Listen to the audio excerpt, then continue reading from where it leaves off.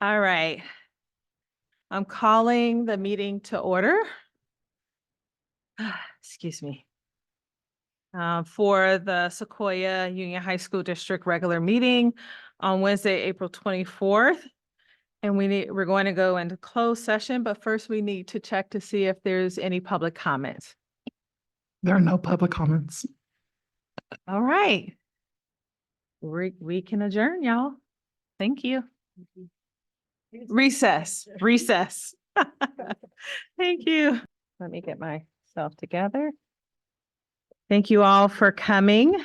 This is the Sequoia Union High School District's school board meeting for April 24th, believe it or not. We're almost at the end of the school year, 2024. And we are going to call the meeting to order. I want to explain to the audience the following: members of the public who wish to remotely provide comment during the board meeting, use the raise your hand within the Zoom feature and we will call you.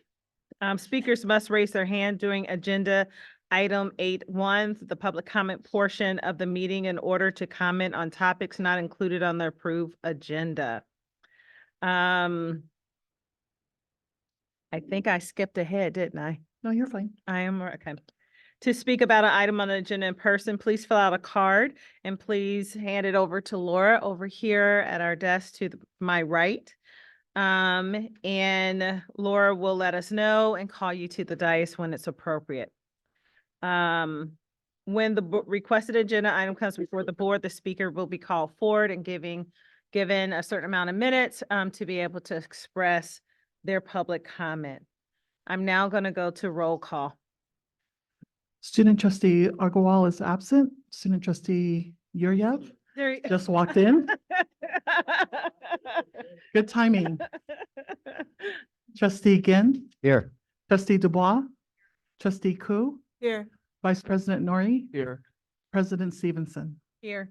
A quorum is present. Great. Thank you, Laura. Now we're going to go to the approval of the agenda. And before we do that, are there any public comments? Sorry, no. No. Okay, great. And so the board members, do we wish to pull any items from the agenda, the consent agenda? Can I have a motion to approve? I'll move to. It says approval of the agenda. I'll move to approve the agenda. Harriet, did a motion to approve. Is there a second? A second. Great. All in favor? Aye. Aye. So now I'm going to do a report out of the closed session. We had a closed session this evening. And so I'm going to read a couple of agenda items. I want to make sure I do it correctly.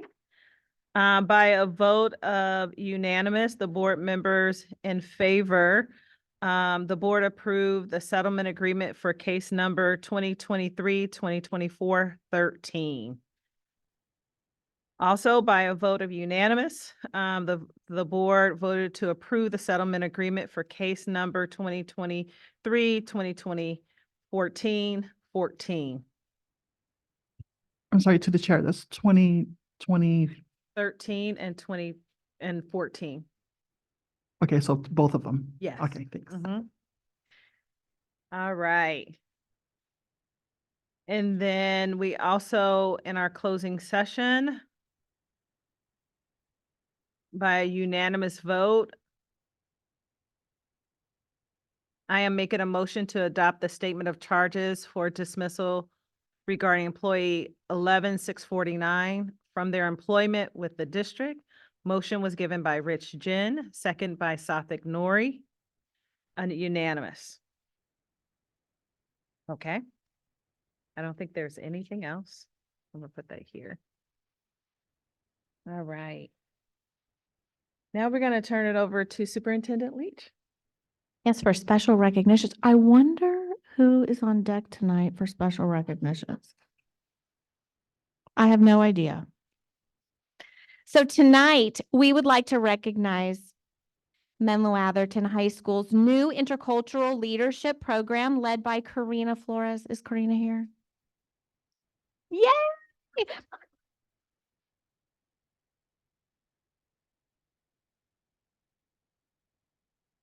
And MA's robotics team led by Patrick Royson. Royson, are you here, Mr. Royson?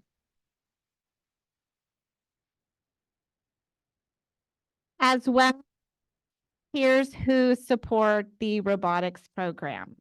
Please welcome Principal Carl Luskut, who will share more details about these remarkable people and this very, very awesome, a full detailed breakdown of this robot that is sitting just under, this is all very important. Well, unfortunately, I asked them not to have it shoot out discs. Although I'm sure they'd be ready and excited to do so. I think we'll have a little video presentation in a few minutes. But so I first want to thank everybody for coming tonight and for allowing us to honor your contributions to the MA community. And so thank you, Superintendent Leach, President Stevenson, and trustees for giving us a moment to celebrate MA. I believe MA's day in the fall was replaced with a board study session. So I asked Superintendent Leach if we could honor 2 groups tonight.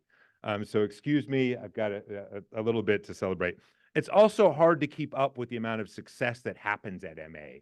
And so I just want to point out, because I don't get to stand up here very often, and point out some of the successes that we have. So, and obviously that's due to a lot of support from our staff, but we have students competing in national debate tournaments in New York. And I want to thank Trustee Nori, who also flew to New York to judge the tournament. I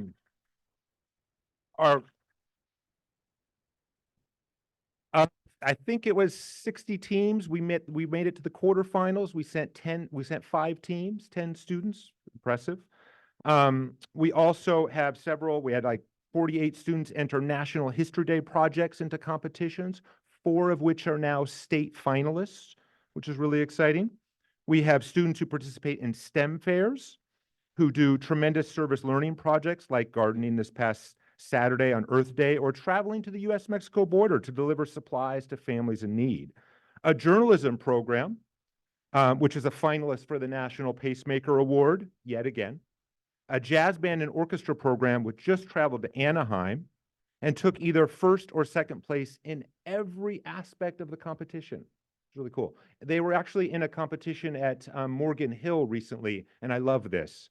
The judges, the California Musicians Association of California, gave them the acknowledgement of they were unanimous superior. Which sounds really cool. Unanimous superior. So they're doing very well as well. We have students who are getting ready to thrive in upcoming AP exams, and students who participate in drama, leadership, or any of several thriving cultural clubs on campus. There is endless amounts of success at MA, and there's some of that in the room today. So we could spend some time honoring any number of student groups on campus, obviously, but today I've asked staff and students from our new intercultural leadership program, as well as our robotics program, to come so that we can celebrate their work in our community. Laura Loese asked me via email this week to let the cabinet know what we are honoring these groups for. And I have to be honest, the first thing that came to mind was just their general awesomeness. So first, I'm going to speak about our intercultural leadership class led by Karina Flores. We started this class for a couple of reasons, and I want to explain that first. One, the school needed a systematic way of celebrating the many cultural events that students want to have on campus. And 2, we need to continue to expand how we are celebrating students' different lived experiences on our campus. And 3rd, we were interested in attracting more students to the leadership program, which we've been able to do. This year, the leadership program has organized or supported events that help the school recognize and celebrate Rosh Hashanah, Mexican Independence Day, Dia de los Muertos, Diwali, Lunar New Year, Black History Month, and International Week, just to name a few. Some of these cultural events had either never been honored as a whole school event before, such as celebrating Rosh Hashanah or Diwali, or had not been supported by the school in some time, such as International Night.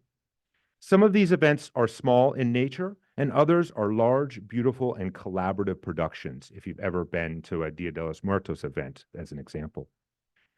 Each of these events has helped different parts of our community feel seen, and that is the importance of the work of our students in the intercultural leadership class.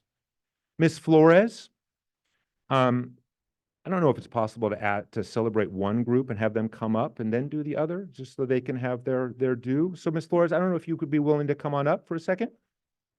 You can bring your students.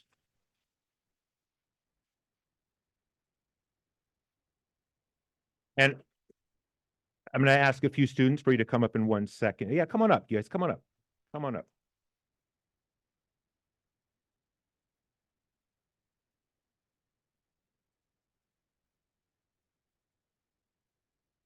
Okay, so Ms. Flores has been the perfect staff member to run this class, as she has keenly helped the class navigate sensitive cultural topics and tensions that arise anytime we are engaging in the acknowledgement and celebration of people's cultures. She teaches students to be thoughtful about how they are representing other people's cultures, and she supports student voice and interest. She is also a strong collaborator and reflective practitioner. Superintendent Leach, we may have had a little bit of mix-up in capturing all students. So we know we owe a certificate, and that's my fault. So Ms. Flores, I want to thank you for, first of all, taking on this challenging task. It has not been an easy one. It always comes with bumps in the road. We expect that, but you've handled those bumps with such grace. And you have continually showed up to support not just the students here or the students in the class, but all students at MA. And I just want to personally thank you for that.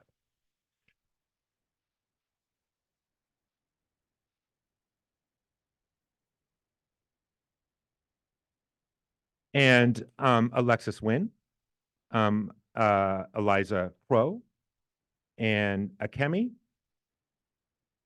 Lilia, what's your last name, Lilia? Vokovich, and Jonathan Madrigal.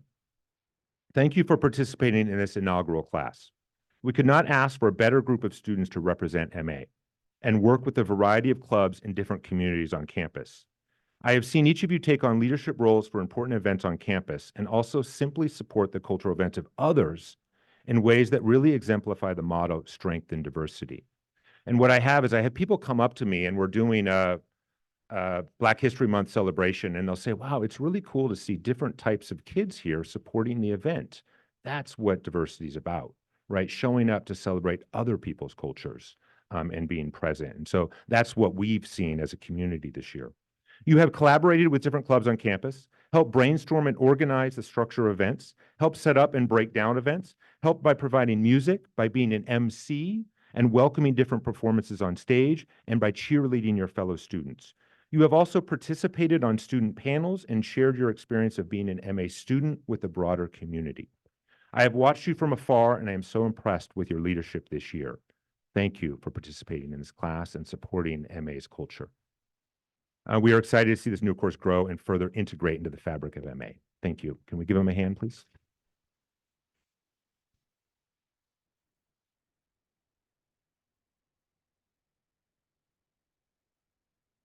You got to take a photo. You have to photo.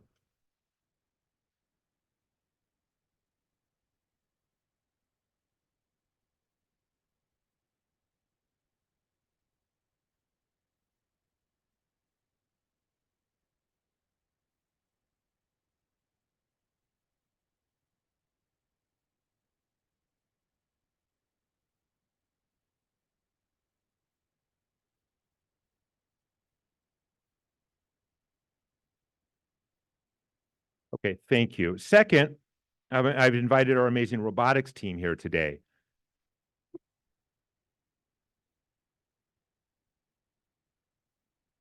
And so first I want to describe my experience showing up earlier this year at the MA's, I think it was a beginning robotics competition, MA's Mechanical Mayhem, which was, again, a great name, whoever came up with the name. But a really fun event. If you've ever seen, you see, it was like a indoor soccer match. And so they would get each team had 2 robots. They would participate in a competition, try to get the ball into the other person's goal, and then they would lose or win, and then they'd grab their robot and they'd go and they'd try to make adjustments or fix it if the other team's robot beat them up or something like that. And so it's a really one thing that dawns on you, it's a really creative, problem-solving, collaborative endeavor. And so, I was impressed by just simple things that you do. I think like robotics and I think engineering, like, wow, this is really fancy. No, they just put Velcro on the front of the robot so it would hold on to the ball when they touched it, right? And so simple things like that, or they would develop like big cardboard walls, right? And they just park the robot in front of the entrance. And so again, just really creative things. And you saw the kids the best thing I can say about it, having fun doing school. And that's what was really best for me to see. It was creative, competitive, supportive, and really fun. Our robotics team is comprised of over 50 members. They take all students who wish to participate and find meaningful roles, such as placing students in charge of marketing, fundraising, mechanics, computer programming, or what sounds like the most fun, driving the robot. They create a space where all students are welcome.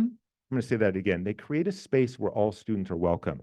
I don't know if there's too many robotics programs that are like what they call no cut. Like anybody who wants to participate comes. And the amazing mentors here help find a role for them, help engage them. And it's just a beautiful thing. They create a space where students are engaged in collaborative, creative problem solving yet again. At a recent tournament, the robotics team beat out, that's maybe the wrong phrase for the award that they were given, but beat out 60 teams to be awarded the distinction of, I like the sound of this one too, gracious professionalism. Wow, yeah, that's cool, huh? Gracious professionalism. I like say it on my way home all the time. Which, if I understand correctly, is a core or fundamental aspect of the robotics competitions. And robotics, I think, is organized by a group called FIRST. And this is the first thing that comes up, right, when you talk robotics, gracious professionalism, which embodies the ability for a team or students to be competitive, yet also collaborative and respectful and supportive of all other teams. And that's what's cool about it. And I can't think of what a greater honor for a young person, for us to bestow on a young person, and say you are graciously professional. And so I think that's really cool and a testament to the community that you guys have created. Before I go on, can we show our video? Are we ready to show our robotics video? I think it'd be fun just to see the stuff that our team is creating, and you get to see a little bit of them in action.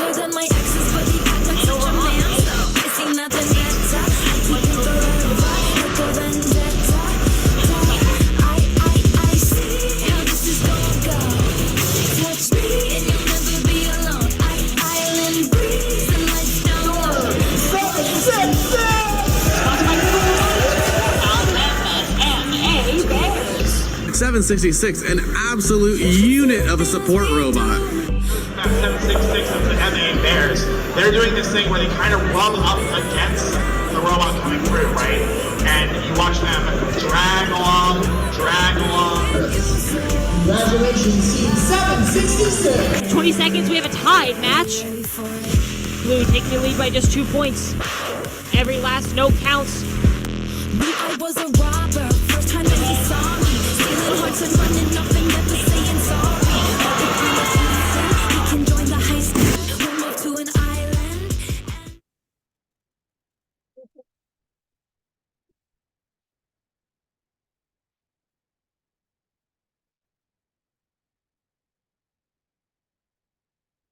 That's pretty cool. So I'd like to specifically, and if I call your name, and I apologize if I don't have everybody. We've got in organizing everybody. We've got like some people make it, some people don't, and I try to get everybody here. I'm going to call people's name, and if you could come up, that would be great. And I'll say a few more words. If I don't call your name, sneak on up here, and make sure you get up here because we'd like to honor you here. So I'd like to specifically acknowledge the team presidents who put in hundreds of hours of work in their respective fields of community outreach, entrepreneurship, and engineering. Connor Chang, are you here tonight? Can you come on up?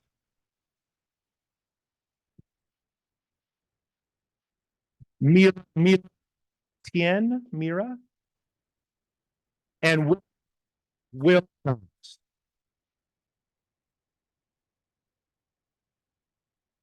we'll just have you stand up here for a few minutes. Additionally, I'd like to specifically acknowledge Mira Tien again, and Luis Lucia, are you here? All right.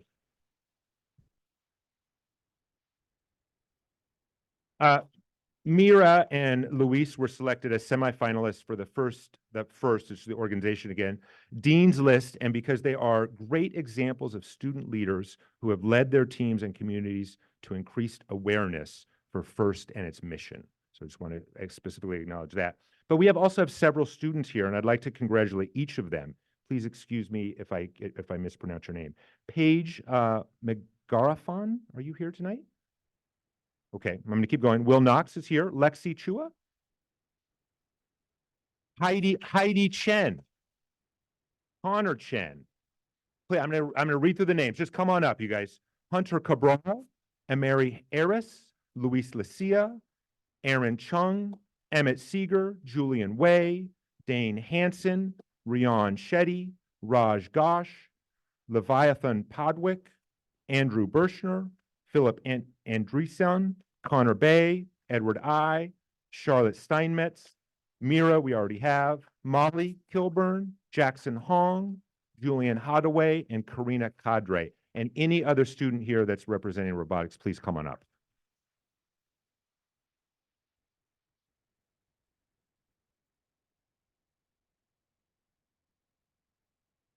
And our robotics team could not run without mentors.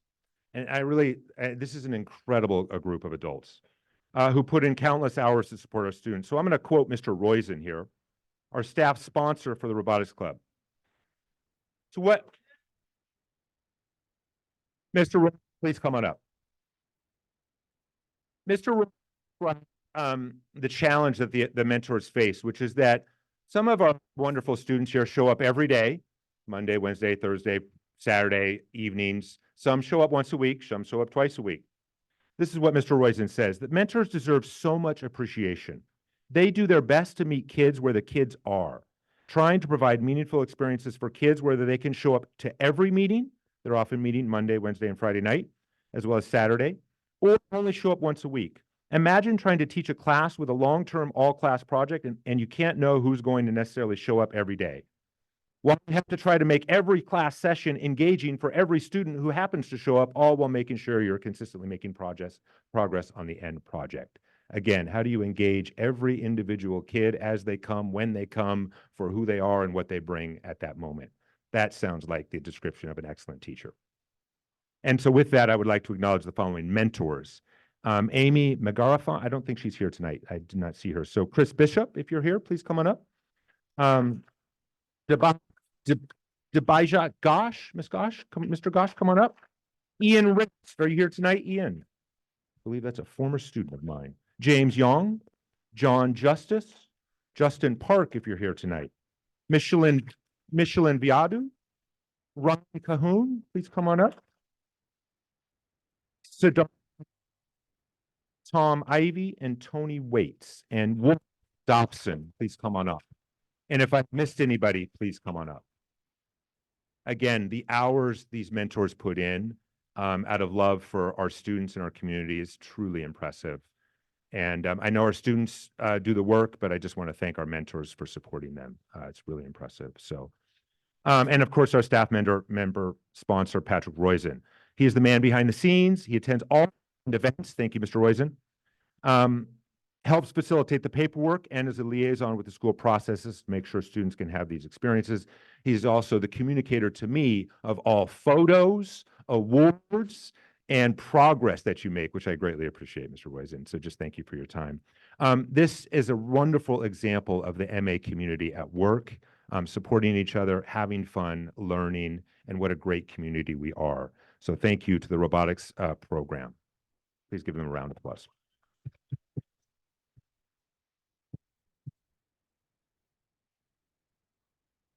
Okay, are we ready for a picture? Are we gonna take a picture? Okay, great.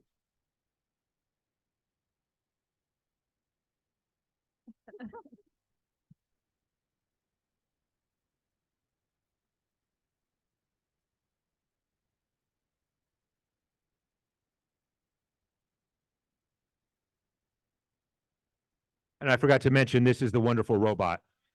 Yeah. So we didn't make it work.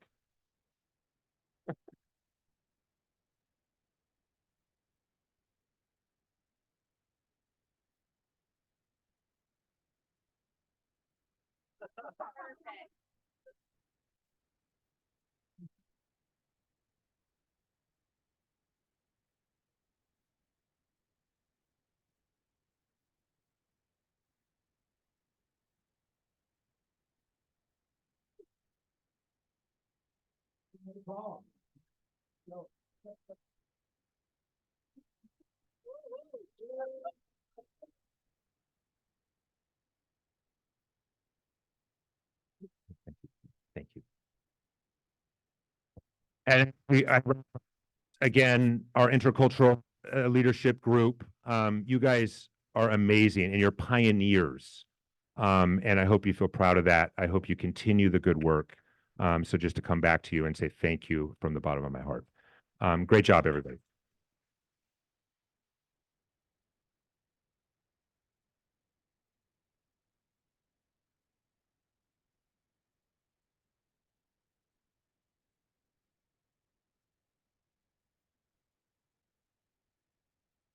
Yes, you are absolutely welcome to leave.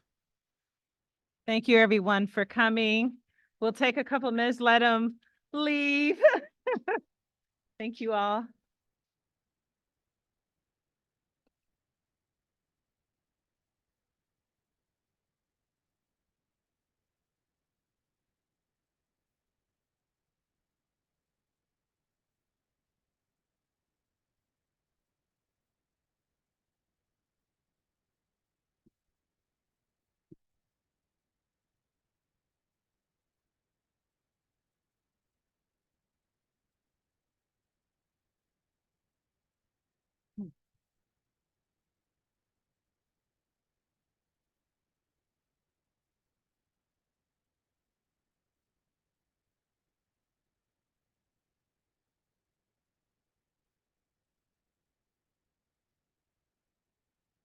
All right. Thank you all for your patience. We're going to get back onto the agenda.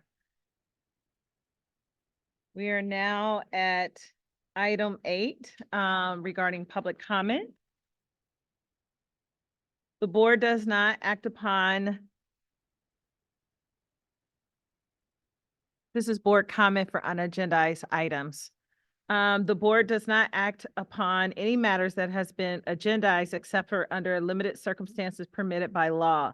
It is the policy of the board to refer matters raised in the forum to staff or for investigation and or action where appropriate. Board policy ordinarily limits the time to be devoted to any single agenda item to 10 minutes. And individual speakers are ordinarily limited to 3 minutes. If the board decides to expand the amount of time to be allocated to a particular agenda item because many speakers wish to address them, the board may reduce the time allocated to individual speakers to 2 minutes or 1 minute as appropriate. In order to permit more speakers to comment, the board will announce the amount of time to be allocated to each speaker before the public comment on each particular agenda begins.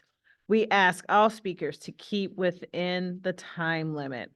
The first thing we want to do is just see if the number of public comments. I have 3 comment cards in person and I see 1 hand raised on Zoom. So that's 4, that's 12 minutes. Actually 2. We probably will see if there's any more Okay, on wait. Zoom. We're trying to stick to the 10 minutes unless the board has other ideas. How many do we have now? We're closing. So we have 5 altogether, 3 in person and 2 online. I recommend 2 minutes so that we stay at 10. I'd rather not. We only have a few speakers, and I know that some of the students prepared 3 minutes. So I'd rather stick to 3 minutes, not that much longer. Any other board members? Yeah, I agree with keeping it at 3 minutes. This is not that. Okay, anyone else? Difference of opinion? Yeah, I'm fine with 2 too. Jacob, It's the majority vote. is the majority. So let's go with 2 minutes each, so that we can hold it to 10 minutes. Okay. Thank you. First up, I hope I don't have the Tylers mixed up in order here. Tyler Tercel? Okay, and then we'll hear from Tyler Liu. Hello, my name is, can I start? Sorry. Oh, sure. Hello, my name is Tyler Tercel. Me and Tyler Liu are both from Carlmont High School. We're here with the Sequoia Union High School District Sustainability Committee, and we're here to advocate for replacing outdated heaters and AC systems at our schools with heat pumps. What is the Sustainability Committee? We are a student-led organization resolved to create a more climate-friendly district and install a greater sense of environmentalism in our schools through reducing waste, advocating for green energy campus installations, and increasing the environmental literacy of our communities. Last year, the Clean Energy Subcommittee advocated installing solar panels at various facilities through online conferences, funding links, and other helpful information. What are heat pumps? Heat pumps are devices that transfer heat from a cool area to a warm area.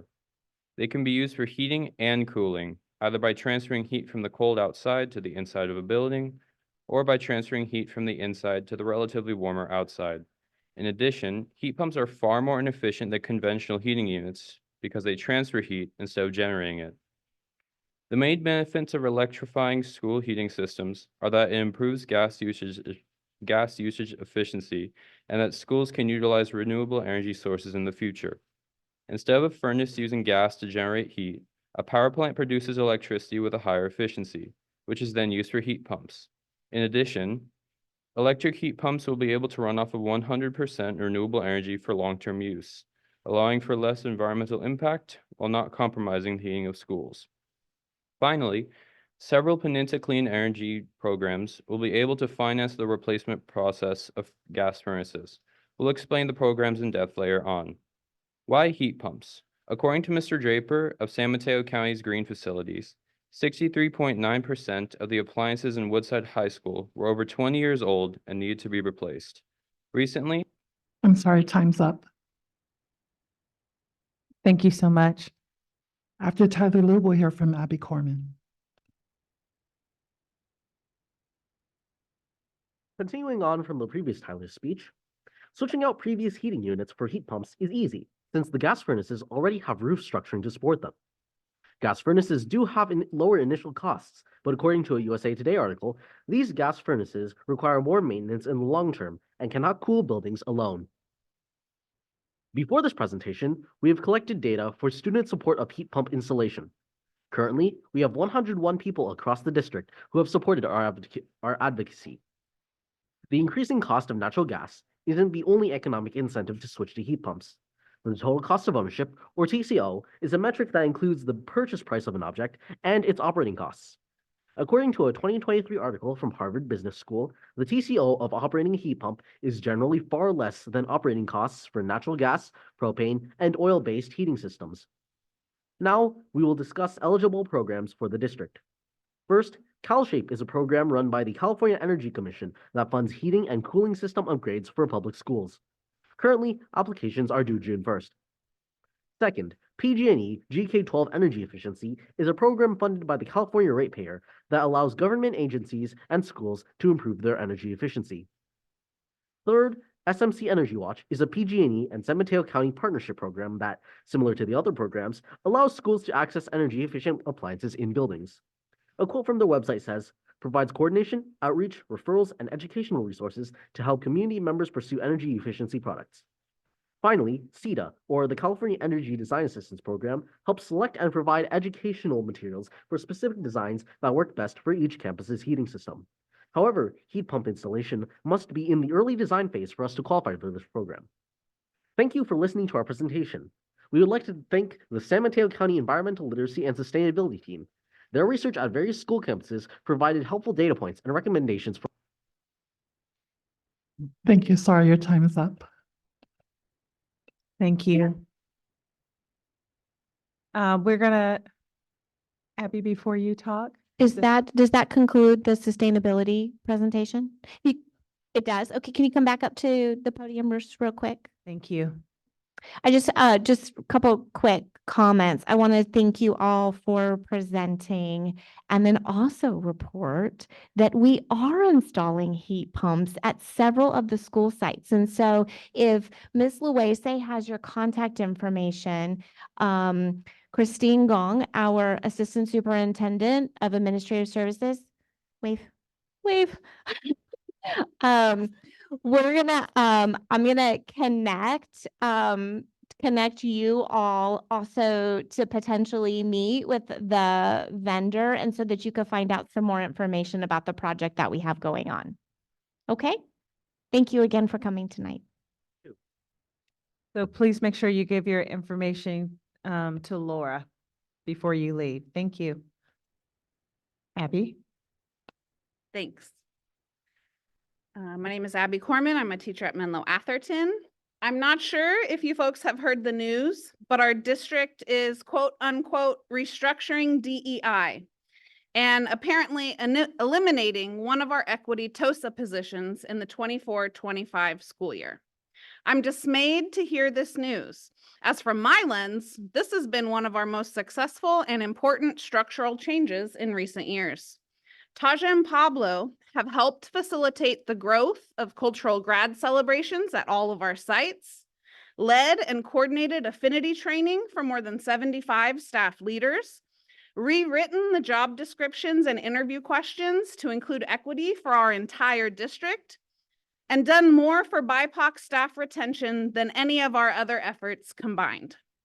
So I'm wondering, will Taja and Pablo be presenting sometime in the next 3 board meetings the successes of their work over the past 2 years? What exactly are we restructuring toward? Why? With whose input? While we say in places like our LCAP that we want to retain our BIPOC staff, that we value equity and belonging, what do our actions show if we eliminate the position as so many places are doing across our country? Board members, this meeting, I call on you to ask for a DEI presentation before the end of this school year. Thank you. Thank you. We're going to switch to our Zoom audience. Our first and only speaker, actually, our second speaker is no longer there, Alan Sarver.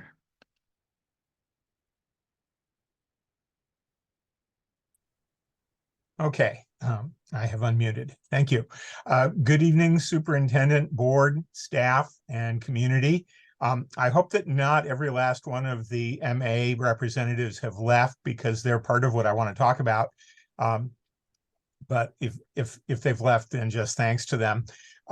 They're still here, Alan. They're still here. Oh, good.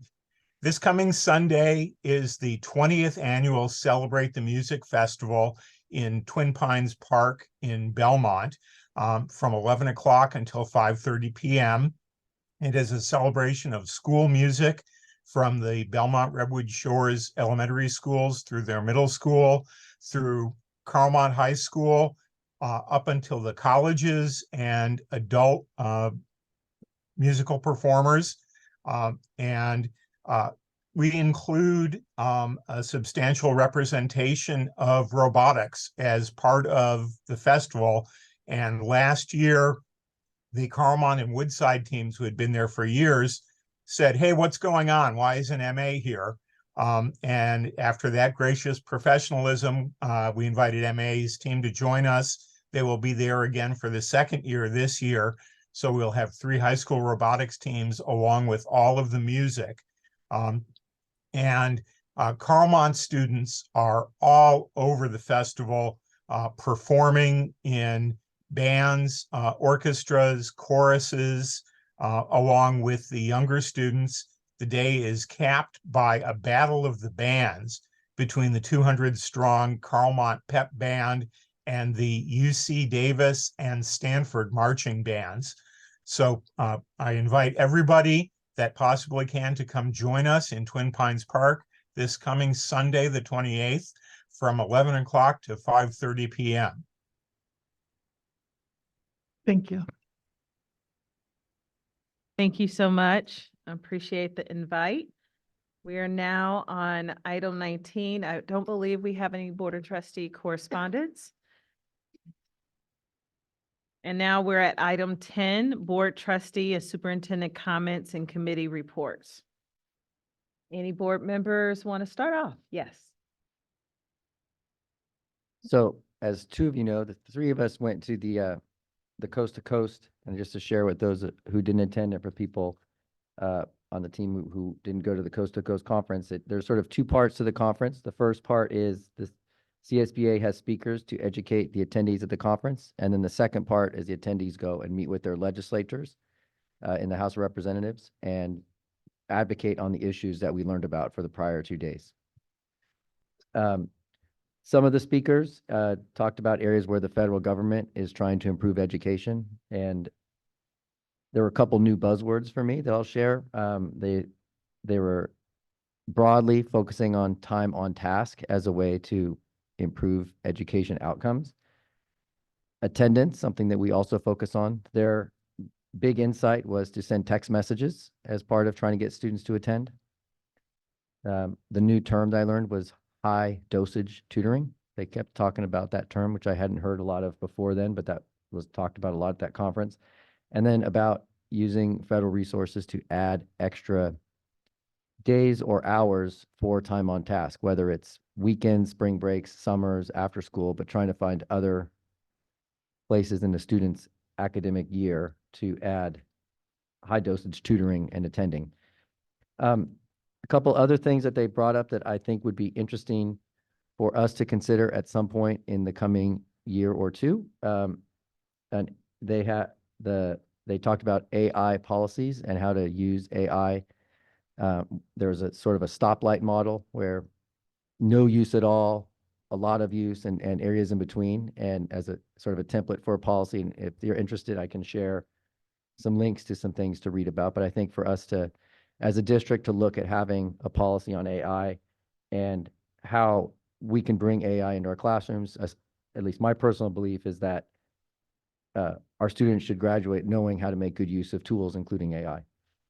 And the other program that I learned about was the JROTC, Junior ROTC program, which I understand to be free leadership training program offered by the federal government. So something I'd also be interested in that I learned about there that I'd be interested in discussing at some point. And then the other side of the conference was us advocating. Shawnice is going to talk about the IDEA, and there's one area of advocacy.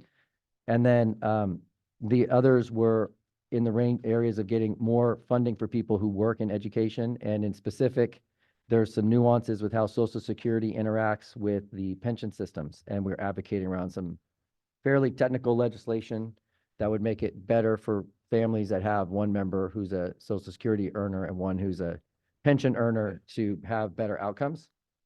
And cybersecurity and the growing threat that school districts across our state, but across the country, are having with cybersecurity issues. And that was something that we raised with our legislators. So I'll leave it to Shawnice to talk about the IDEA portion, but it was a worthwhile conference, both in terms of learning a lot myself about different issues and the role of the state versus the federal government, and then a chance for us as a collective CSBA group to advocate with our legislators. Thank you. Is there anybody else who would like to speak? Carrie? Yeah, a couple of things. Last week I attended Upward Scholars Community Conversations. I find this a very inspirational event to attend because many of the students are parents in our district.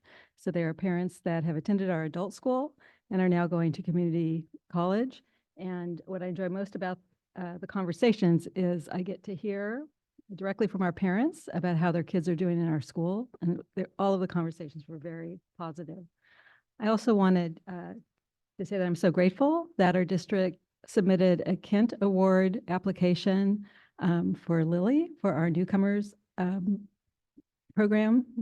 And she is winning that award. And I hope that we are all going on May 10th to the San Mateo County School Boards Association Kent Awards to honor her.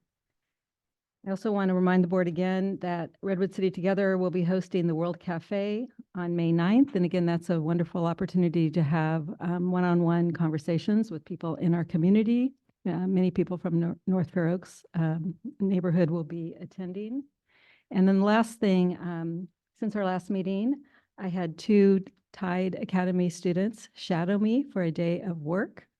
And I also introduced them to many other professionals that I know so they could get an idea about the variety of jobs.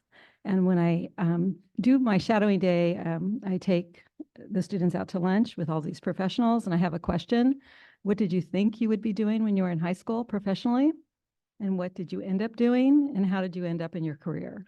And not a single person ever says that what they thought they were going to do in high school is what they actually ended up doing. And the people that I invite are passionate about what they're doing professionally, and they didn't listen to people who tried to navigate them in a different direction. So anyway, the other thing I wanted to say about that day with those 2 students, they were both so excited about their experience at Tide. They talk about the academics, but they also spent a lot of time talking to me about the fun they have on campus. So I'm really grateful as to how that school has evolved over time. Thank you. Anyone else? Amy? So it's actually been a long time since our last board meeting. But back in March, I went to a Foundation for College Education gala. So that's a nonprofit in East Palo Alto. And it was held at the EPA Center, like EPA Center, which is such a beautiful space. I had never been there before. But they had alumni come up and talk about their stories, which were so inspiring of the mentoring and support that they received. And so I think it's great that these community organizations help our students, in addition to other students in the Bay Area, really be the first in their family to go to college, or if they're newcomers, navigate the system, because it takes a village to really get students through to college graduation and attending a college. So that was very inspiring. I also had a chance last month to go to the Rise Women's Leadership Conference. So that was sponsored by San Mateo County, the Commission of the Status of Women.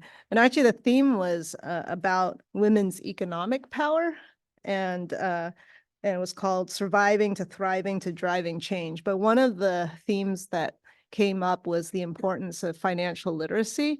And of course, there was a lot of discussion then about why don't we teach this at school? And it turns out that there's supposed to be a ballot measure that's coming this fall in November that's going to require financial literacy in high school. Of course, the first thing that came through my mind was, is this going to be a standalone class, or how are they structuring this ballot measure? Because the devil's in the details, because we already have so many requirements. So I'm looking forward to taking a closer peek at that, and we should definitely monitor it. Hopefully there's room to be creative at specific school sites so that you can incorporate it into existing classes and not have to create some standalone required class. And then the last thing I'll mention was going to the Progress Seminar this past weekend, which was sponsored by Chamber San Mateo County. And you know, other folks went too, so I won't talk about everything, but one thing I really enjoyed was just being able to connect with people and build relationships, because you want to know people before you actually need to reach out to them for help. And there are people from both community organizations, businesses, government, as well as elected officials there. So it's really fostering those relationships. And I enjoyed the discussion on AI. And the topic did come up of, oh, how is that going to impact schools and things like that. But it also transitioned into how are we preparing our students for the future, and how do you retrain adults whose positions go away because of AI. And then the other topic that was interesting was the importance of transit, even, as we have like self-driving cars and all that stuff, but public transit is still important. And one of the things that I thought was interesting was a comment from Samtrans saying youth ridership is down. So I said, I've got some feedback for that. So I got the person's contact info. I'll try and set up some time and give her my observations of If youth you need a ridership. student, let me know. I wrote. Okay. one on the website, so she has a lot of comments. Yeah, because they said that post-pandemic ridership is back to 90% of pre-pandemic levels, but it's actually 110% if you remove youth ridership. So youth ridership is way down, and they're trying to figure that out. That's it. Okay, Trustee Nori? I'm happy to go next. So, like Trustee Ginn stared, me, Trustee Ginn, and President Stevenson were able to attend the Coast to Coast conference. Me and Trustee Ginn went last year, and I greatly enjoyed it. So I was happy to go again. And this year, thankfully enough, like Principal Luskut talked about, the timing worked out perfectly, where I was actually able to go to New York the day before and help be a last-minute judge for the MA debate team. So that was really fun because I hadn't thought about debate or done anything with it since high school. So the chance to see how strong the program still is, which I was very happy about. I won't share much about the actual issues we talked about because I think that was pretty well covered and will be covered by President Stevenson. But it was always great to meet with our local congresswomen, especially Congresswoman Eshoo, who actually is retiring this year and represents a significant chunk in the southern part of our district. And just to be able to personally thank her on behalf of our district for all the work she's done, advocating for our students, our congressional district, and young people in general. I actually was able to be a part of her student advisory commission, and I know that there were a lot of other students from our district who, throughout the years, were able to take part in that. So just to express our gratitude for her, work throughout the years for our district. Another cool thing I actually was able to do this year was I was able to attend a hearing of the House Education and Workforce Committee on the rollout of FAFSA and the issues that occurred with the new FAFSA form that the Biden administration launched, and what best could be done to kind of fix that. And it was really interesting to hear because I know that is a problem that affects a lot of our students, especially those who probably need some of the greatest lift in order to be able to go to college. And it's unfortunate that this new form kind of jeopardized, the financial ability of many such students, including those in our district. And lastly, one of the new things I wanted to do this year was, we really like our congressmen, but Mullen and Eshoo, but unfortunately, a lot of them aren't necessarily on committees that have the power to kind of lobby for some of the issues that, the CSBA and our local district cares about. So I was actually able to set up a meeting, not with Virginia Fox herself, who's the chair of the House Education and Workforce Committee, but one of her aides who's an aide for the majority party for the committee. And me and another trustee from Los Alamitos School District were actually able to share some things about him, share some stories about the issues we face with education in the Bay. And this is actually, he was an aide from the South, from Alabama. And it was really interesting to hear his perspective and the perspective of the committee on a lot of the issues, and how, even though they do come from a different party and different perspective, there was so much agreement into what more we could do to help all our students thrive. So that kind of covered it for Coast to Coast. But I was also able to attend the Progress Seminar last weekend with Trustee Koo and Assistant Superintendent Chacon. And that was also a lot of fun. I enjoyed going last year too, and just networking with our local elected officials throughout San Mateo County, from city councils to Samtrans boards to, all kinds of other things, and just learning what other local organizations are up to and new and exciting ways that we can collaborate with them to really make San Mateo County a better place for all of us to be in. So that pretty much covers it for me. Thank you so much. I want to share a little bit about what we've been doing. I can't believe it's been a month since we've met. So much has transpired since then. One, I've been going to a community meeting called the Community Trust. It's a meeting that is where kind of like organic ideas come out of, and it's facilitated by Menlo Park School District. And I just wanted to share with you that it has been a really great place for me as a trustee. You know, I just go because that's what I like to do, but really learning, it's the 3 districts come, Las Lomitas, Menlo Park, and Ravenswood, different people. And it shifts around to different sites. And all the police from all 3 different communities are there. And I think the last time I was there, they had some really great ideas around more community building. So beyond what we're dealing with here, how do we help families? How do we bridge the divide? And there was a person there. I want to give you the information, or maybe we can get it from Superintendent Garcia, not Garcia. Gracia. I always get the R's mixed up. And so it's called Bridging the Divide. And they had a person come and talk about their goal is really to bridge the divide between people.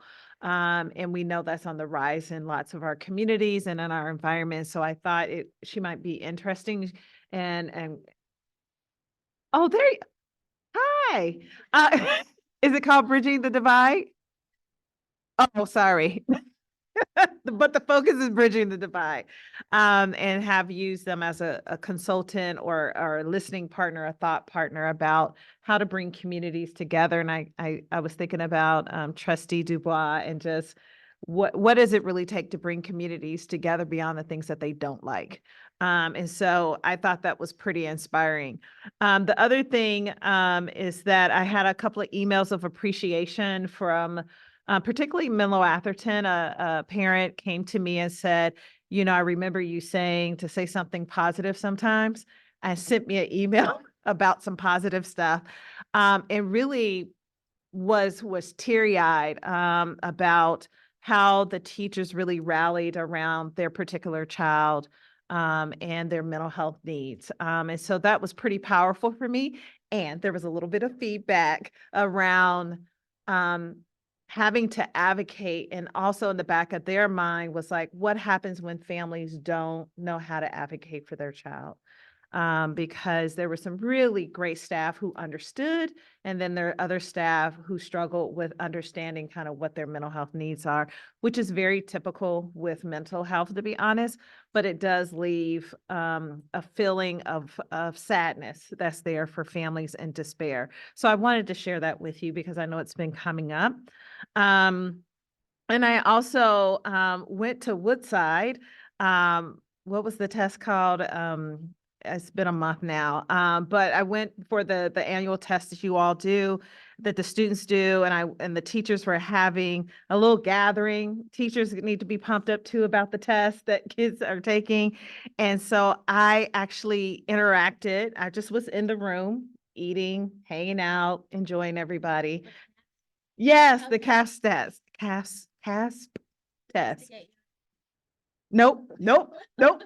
I'm done with high school, but anyhow, but I'm supporting those who are. But I met Jayu Mehta, and she's getting her administrative credentialing in special education. And her and I were talking, of course, because I love special education. And she was saying, I said, oh, where did you go to school? Like small talk. And she says, oh, no one ever knows where I go to school at. I said, oh, where did you go to school? She, made me more interested. She says, it's a little school in Dayton, Ohio. Y'all know I'm from Cincinnati. I am from the same college as her. I was so excited that I'm a graduate in Sequoia Union High School District. Usually I have to say the University of Cincinnati because of the Bearcats in my master's, but my bachelor's is at Wright State University. And so I actually cried. I said, how do y'all get somebody at Wright State, California? But it's a small college, and just the memories just flooded back for first generational college students. She also talked about how she got her master's free there. So just thinking about all of our students who No matter where you are, whether Stanford or MIT or Wright State University in Dayton, Ohio, whoop, whoop, you know, students can go to college. And I just, it brought back some memories, and I won't share them all here, but we gave each other hugs because we're Raiders. Anyhow, so moving on. I wanted to invite you all that Ravenswood, and I gave it to Trustee Nori, that Ravenswood revealed their learning profile, and they're going to be having an open house on May 4th called Rock and Roar. They've already had about 1,000 people RSVP. This is going to be a big open house fundraiser. And it's for you to see the classrooms and the transformation of their only middle school and what they're doing there. It's actually pretty beautiful. We were there doing a lot of work with our strategic plan, but also our 2x2. And then just want to let you know that we met for the board retreat, man, 2 days ago. And I just really appreciated our why. I know we have to refine it, but this idea that children belong here, no matter what your walk of life is, it's a deep meaning. And so I'm excited about that. And we have sent, thank you, Edith, for being the English teacher you are, for words, you know, just putting our words together to be more reflective. So thank you for that. The last thing is, or two last things, went to Coast, and really appreciated going with my colleagues, but also with other folks across the peninsula who were also advocating for all staff, but particularly special education staff, which is a lot of our gap here, but across the country, as well as BIPOC staff.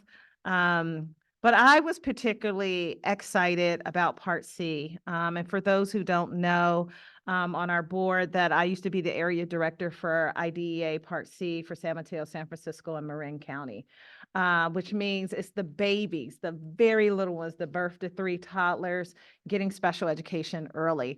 So it was full circle for me to advocate for those young ones, because IDEA Part C reduces the cost of special education, and we're all invested in reducing the cost and making sure our students get early on what they need, and then doing the IDA for special education to get full funding. I'm looking at Rich. I don't know how much, I don't think they really have it at a cost where it meets the need right now, but I can't remember the percentage. So I was happy to do that. They were willing to listen. We met with Kevin Mullen. He had not, these are the ones he had not signed off on and supported. So my hope is to send my thank you out very soon. And then the last thing is, is the EDC. Carrie and I are on the committee for the EDC, and we just met for, I think the second retreat, and the last one will be in June. And so, wanted to share, kind of some of what I heard at the EDC. And I hadn't been a while, so Carrie and I have been tag teaming on who goes. But it's what they want to know or want to share is that it's important to acknowledge the real impacts of EDC, leading to the visibility and greater sense of belonging for students and educators, and really impact their experience in a positive way. Also, that their educators have been working across the district to improve culture and climates of school to truly foster inclusive and culturally affirming learning environments. And doing so will indeed take our school into a deeper place where greater academic disparities exist among our communities, rather than working to eliminate them. And they would like for us to take a firm stand on commitments of safety, belonging, and inclusion. And lastly, the educators who are part of the EDC across the district are concerned that the current trend of restructuring DEI means eliminating work. And so I think they kind of need to know what the plan is. And then the last piece, and just feeling like they want more transparency because they put a lot of time. What they talked about is their time. Are we going to honor their time with understanding what's happening? Even if it's a no or yes, it doesn't matter. So I just wanted to share that with you. And then there was a quote that was said by Nick Nicole Vaughn, I asked them, I said, what do you think the benefit of EDC? Because I know it was birthed out of a complaint as well prior to all of us. And them not feeling seen, the BIPOC staff and the allies, in what, 2020, or May 2020 or something. Yeah. And so, and I asked what's been the benefit, and they said, we shift the focus on being the best in the world to being the best for the world. And so I was like, I actually thought that was pretty powerful.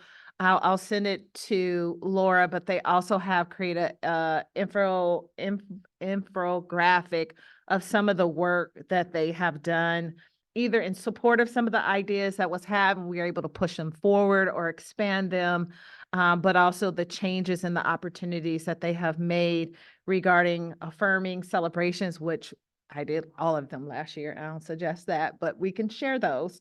All of us can go to some of them. The professional growth and learning opportunities, hiring practices, the belonging piece of staff and students, embedding structures that really support and shifts environment, and really help us to design and support a framework rooted in equity, and redefining how our district do things and policies and practices to support all students. And so I just wanted to share that with you. I thought it was helpful to hear that, and just want to take this time to say, I woke up this morning inspired about our district. I think we're coming back to life. So I really, after COVID, of course. So thank you so much. And I'm going to turn it over, just no comment. So I will turn it over to the Jacob. Thank you.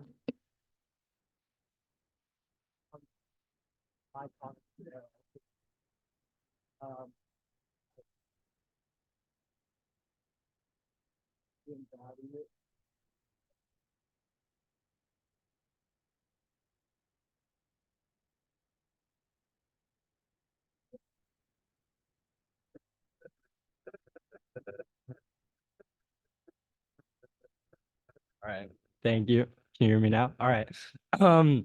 As the student body is approaching the end of the year, at Carlmont, I've noticed high spirits. Everyone's doing well.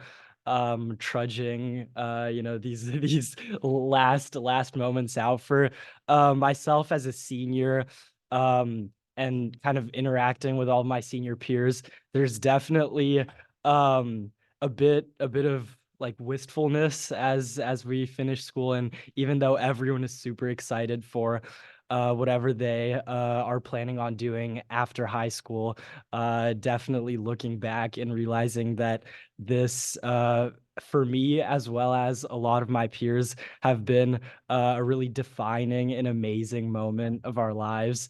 And largely thanks to everyone who makes this district run, the board, all staff, all administrators, and so on. And just looking forward to the end of school, but then also not really looking forward to the end of school.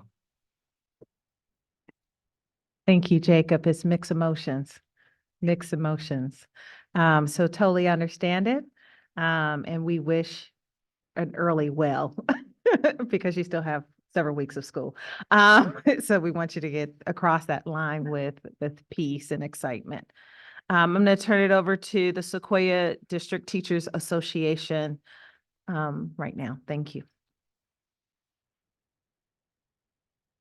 Jacob, you're entirely too young to be trudging at anything.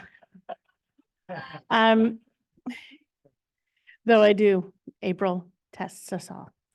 I was interested in Carrie's comment about what people wanted to do in high school and what they ended up doing. You should invite me to the next time. I wanted to be a teacher, and I am one. But Shawnee's, my parents would be so proud to hear you tell me an English teacher. I am, of course, a Spanish teacher, the daughter of 2 English teachers. That is how I rebelled. I chose a different language. So I almost chose math. That would have been a real rebellion. And they would have DNA tested me. So it is the trudgy part of the year as we are finishing up everything, as our seniors are making plans for proms and graduation parties and AP tests and IB tests and making that realization that they're going off to sometimes a tiny college in Dayton, Ohio, where nobody they know is going. And so it is our time to help them process all of that. And it's also the time when some of our other students realize they've got a couple more years of school left, and that's hard for them too.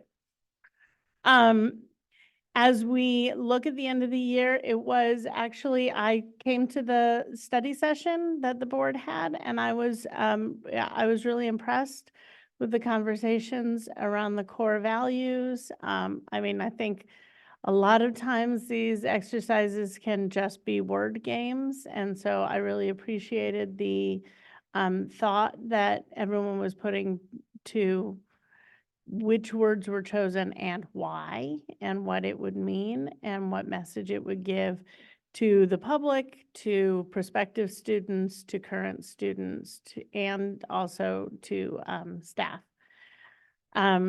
We are in the middle of negotiations, so clearly I won't talk about that, but I am looking forward to ending the year strong and seeing you just a few more times before the summer. Thank you. Thank you so much. Also, I wanted to let you know, Superintendent Leach, sorry about that, that I learned that March was Community College Month. I didn't know if you knew that, since we have community college students in our high school. Thank you. Now it's time for the American Federation of State, County, and Municipal Employees. Any comments today? Okay, moving on. We're going to do the approval of the consent for agenda. Board action, so I'm going to read something. The board action to approve the following item is taken simultaneously with one motion, which is not debatable, requires a unanimous roll call vote for passage. The action indicated on each item is deemed to have considered a full and action taken as worded therein. Only members of the board, the superintendent, may remove items from the consent agenda.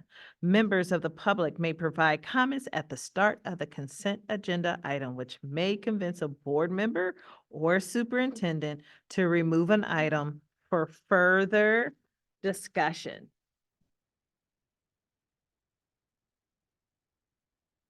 So, do we have any public comments? I do have 2 comment cards in person. Okay. I see 3 hands raised in Zoom, so how I'm many assuming total? it's for this item. How many total? 5. 5? So 3 minutes each, 15 or 2? We should probably be consistent with our earlier decision. Okay, so 2 minutes each? Yep. 2 minutes each. Thank you. Okay, first up, we have Marilyn Travis, then Abby Corman.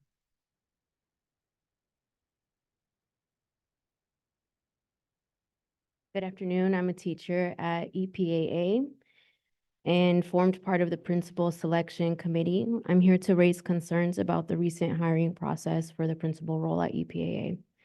Before sharing a critique of the process, I would like to very clearly state that this call to action is independent of my thoughts about the named interim principal's qualifications. Rather, it is a critique about the district's failure to honor community voices, respect the selection process it created, which had flaws on its own, and specifically the superintendent's paternalistic and unilateral decision-making for our community. Consequently, I urge the board to not consent to the superintendent's recommendation regarding interim principal for EPAA and motion to remove that item from the consent agenda for further discussion. Principals should be hired by the community that they will lead. The superintendent chose to undermine an entire process, ultimately naming as interim principal someone who was never in the applicant pool to begin with. And she did this without consulting or involving the principal selection committee. That is not what EPAA is about. The committee, consisting of 16 people, included a student, parent, union rep, classified and certificated staff. We were split across 2 rounds. The principal selection committee selected a finalist. This finalist was rejected by the superintendent, who has provided us no evidence-based rationale, neither to the principal selection committee or to the EPAA community, other than she didn't think it was a good choice. We call on the board to direct the superintendent to reconvene with the principal selection committee to provide a convincing, evidence-based explanation for her decision-making and create next steps with the principal selection committee, not for it. Thank you. Thank you.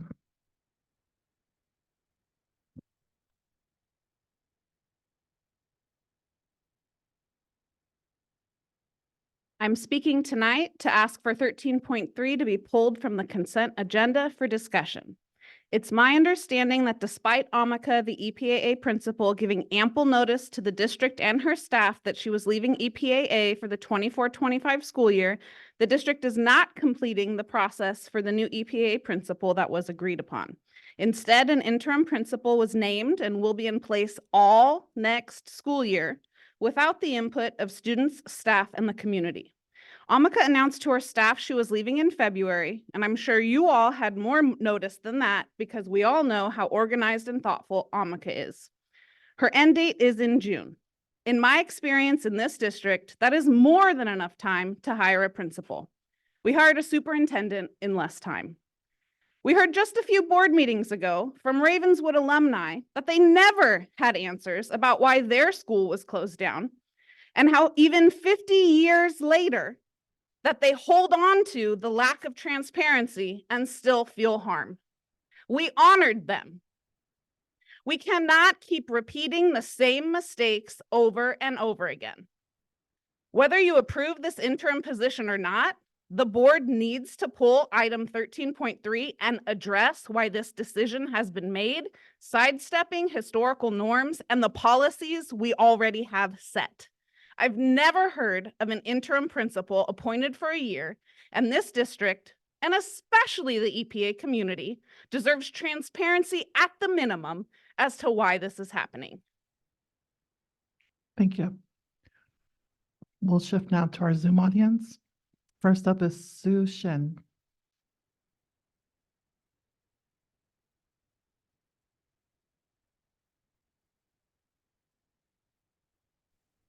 Okay, hello, can you hear me okay? Yes, we can. Thank you. Okay, great. Thank you so much. My name is Sue Shin. I'm also a teacher at East Palo Alto Academy. Over the last few years, I feel like as a community, we've experienced a worrying lack of transparency from the district, many on issues that impact our school and our specific community. We're once again grappling with the consequences of that lack of transparency in our principal hiring process.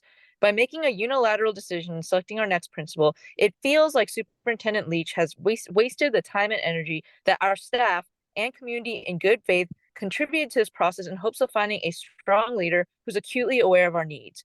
Our school context and community require a specific care and consideration reflected in our vice principal selection process, and that we developed with the active involvement of all stakeholders. So it is baffling to fathom why similar rigor and, more importantly, community involvement would not be applied to the selection of our principal. Whether intended or not, Superintendent Leach's decision given to us yesterday morning comes across as dismissive as best and disrespectful of our time and energy at worst. Regardless of our principal selection outcome, this process of selecting one of the most integral positions of any school is not one currently based on transparency, communication, respect, or evidence, and needs to be changed. If this is how impactful decisions for our school will continue to be made, I sincerely worry for the longevity and future of the school that supports the unique community I've had the privilege to serve for the last 11 years. I ask that the board delay naming the next principal appointment to EPAA and that we reconvene the principal selection committee with greater transparency for all stakeholders. Thank you for your time. Thank you. Next, we have Matthias Johansson.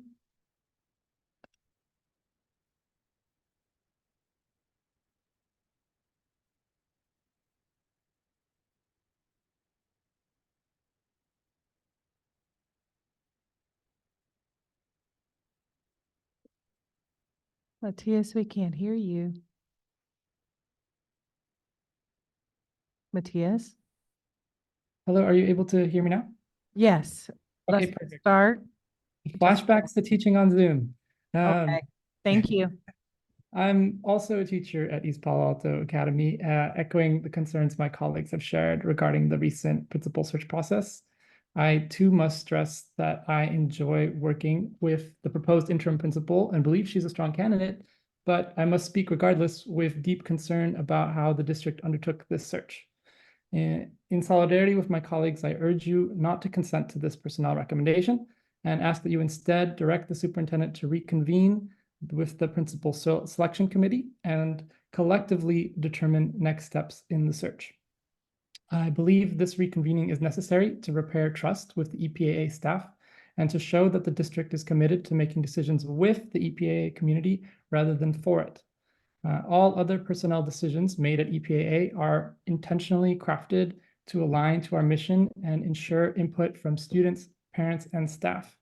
This principal search process, in comparison, was crafted with little input from EPAA stakeholders and was repeatedly undermined by district decisions, culminating in the superintendent's recent decision.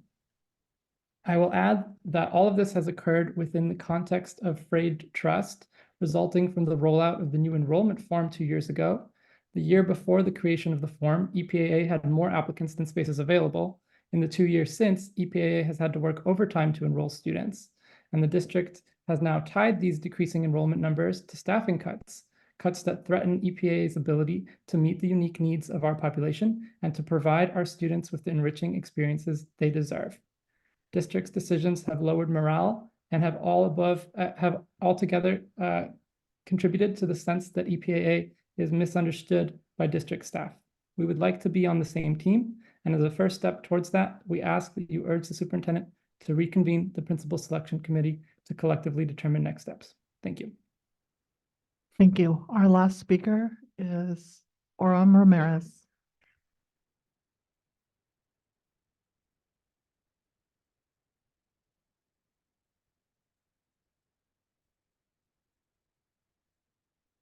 Hi, can you hear me? Yes, we can hear you now. Okay, dear board members, my name is Oram Ramirez. I was in the second round of interview panelists. The word of the day is undermine, and the strategy is bait and switch. East Palo Alto Academy's principal hiring efforts have encountered significant challenges that undermine our shared decision-making process. Our interview lacked transparency, compromising its integrity. Despite these obstacles, both rounds of interviews unanimously agreed on an exceptional candidate. However, Superintendent Leach's decision to appoint our vice principal as interim principal disregards our community's choice and demonstrates a lack of faith and support to BIPOC administrators by not giving the candidate we selected a chance. Superintendent Leach, your positionality crushed my spirit on Tuesday rather than give me hope. This decision raises concerns about transparency and potential biases, impacting trust and staff morale. Appointing vice principal the vice principal at our school echoes earlier statements made by our current principal that our vice principal would eventually take over her role, which has left many staff frustrated. Superintendent Leach's preface Tuesday morning revealing a personal preference for our vice principal led to our school to lead our school is problematic as well and unfair to the panel's efforts and candidates applying, to say the least. While we lack reasonable explanation from Superintendent Leach, claims have spread about the finalists' unwillingness to stop teaching at the university level. That is misleading. Research confirms that the candidate hasn't taught at the university level since 2022. Why are we being misled about this candidate?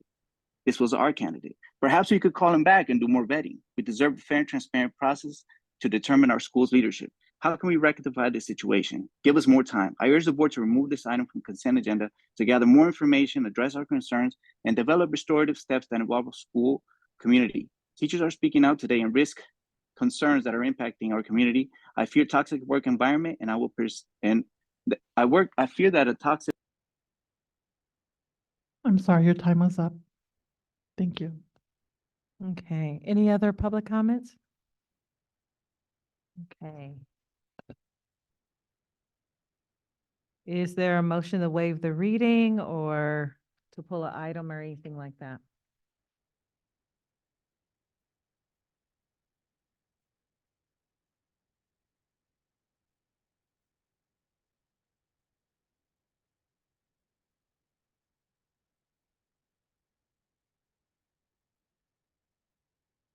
Move Does- to approve the. Does the board consent- have any comments or wish to pull an item?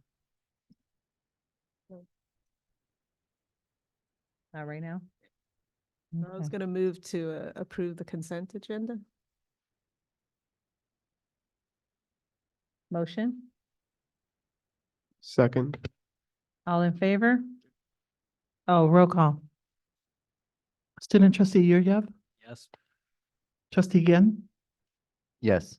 trustee Dubois, Yes. trustee Ku, Yes. vice president Nori, Yes.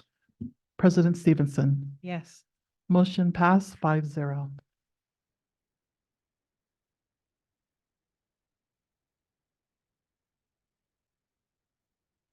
All right, moving to item 14.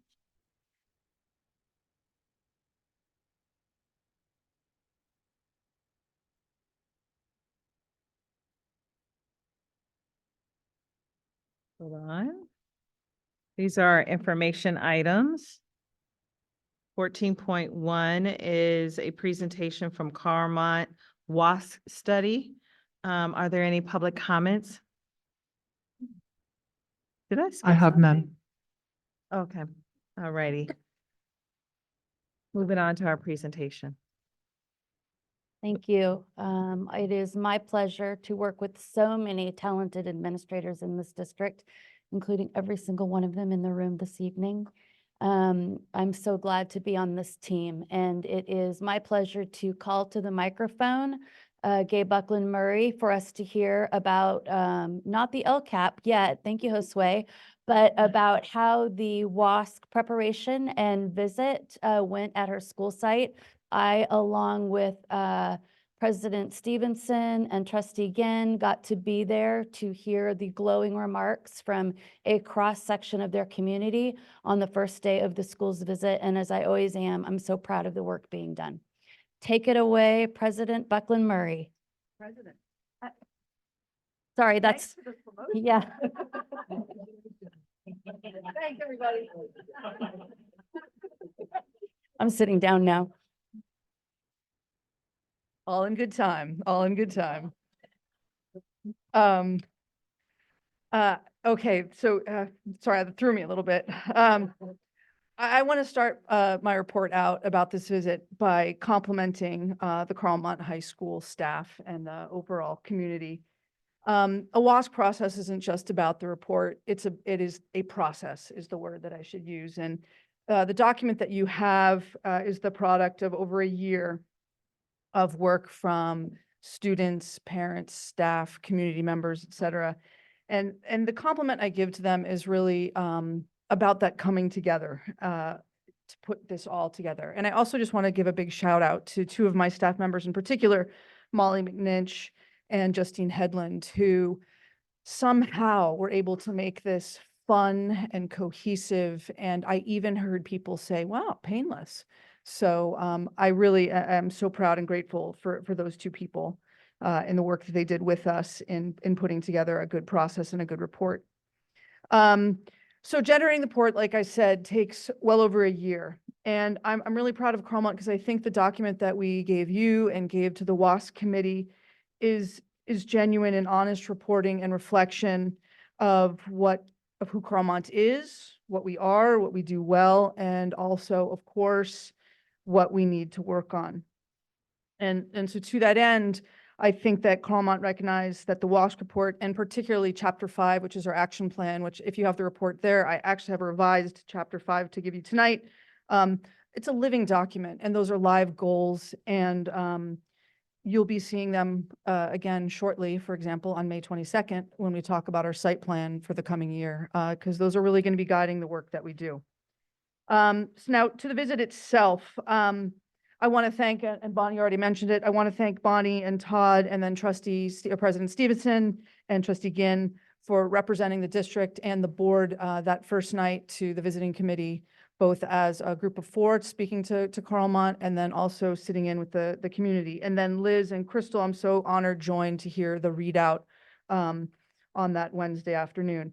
So the time I want to spend this evening, I don't want to spend a ton of time talking about it, is about the readout that happened on that Wednesday at the end of the visit. For those of you who aren't very familiar with the process, on that Wednesday afternoon, the board gives, or excuse me, the visiting committee gives a summary of what they learned and observed over a 3-day visit.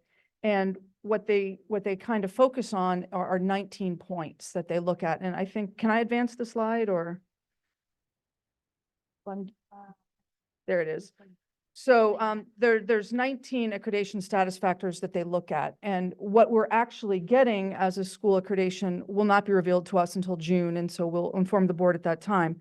But of those 19 accreditation status factors, you can see on the board there were 4 that were deemed highly effective, 11 that are effective, 3 somewhat effective, and 1 ineffective. Now, I'm a pretty competitive person, and I think you all know that I'm very, very proud of Carlmont High School. And so when I looked at this and when I met with the committee, of course, the one thing I focused on was that 1 ineffective. I mean, they obviously said many, many really nice things about our school, but I really wanted to focus on that 1 ineffective, which is about our reporting and accountability process, how we do or don't use data at Carlmont High School to impact our decision-making.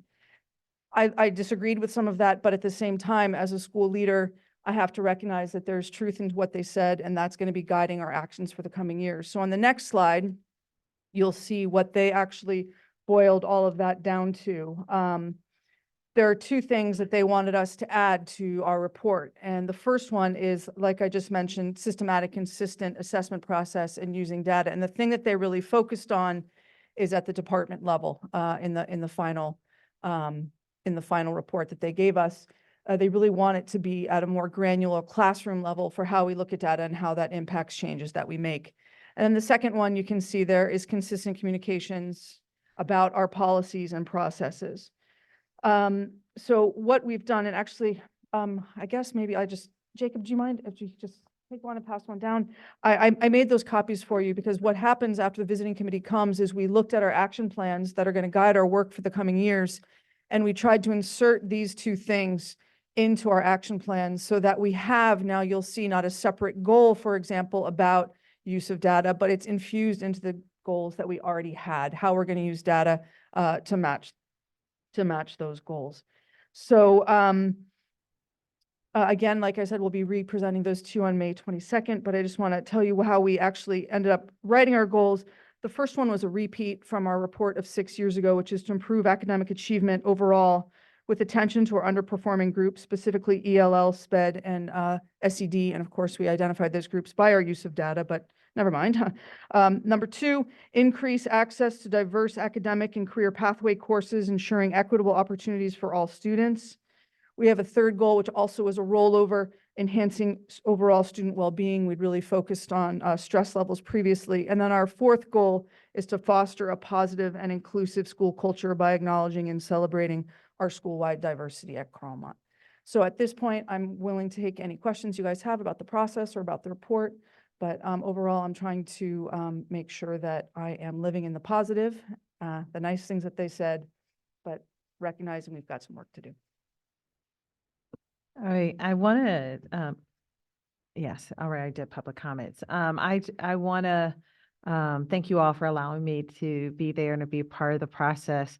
I've been over to you all's site unexpectedly with surprises, day notices, to really get a feel of your site, and felt you were so open with getting feedback as well as praises. It's great to get praises, but there's always room for growth, and heard from some of the evaluators like, wow, just an impressive and humble leader.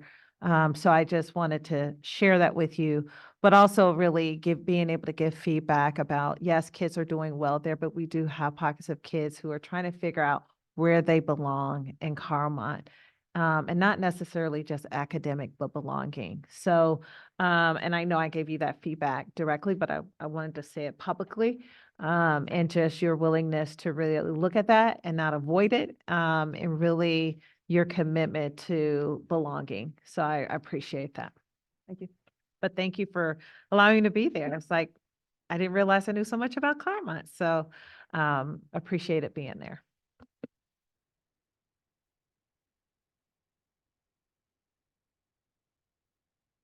Yeah, thank you. Thank you. I just looked. Thank you. Good job. Thank you so much. Okay. Now we are going to the second item, 14.2. All right, so we are ready It's for. the presentation of the 2024 LCAP. Are there any public comments before we get started?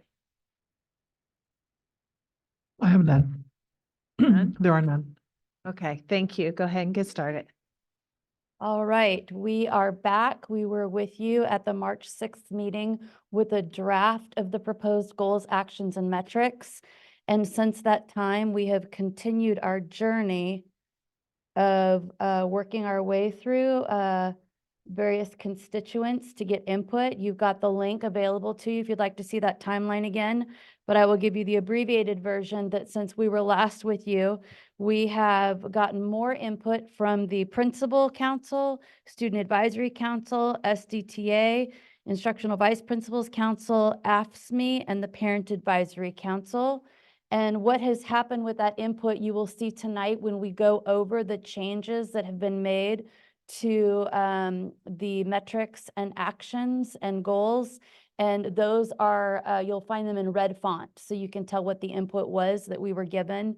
And each individual author, because we've already spent a great deal of time going over these with you at our March 6th meeting, they will only be addressing the red font changes that have been made since that time. Remember, as they are presenting, that the strategic plan addresses the district at large. The LCAP is intended to be the strategic plan for the state dashboard in particular. And what they're asking us to do is keep doing what you're doing that's working in your blues and greens and yellows, and then really take a hard look at your reds and as well as your oranges.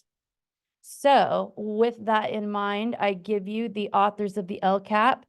Up first will be Liz Chacon, representing Goal 1. Dr. Chacon.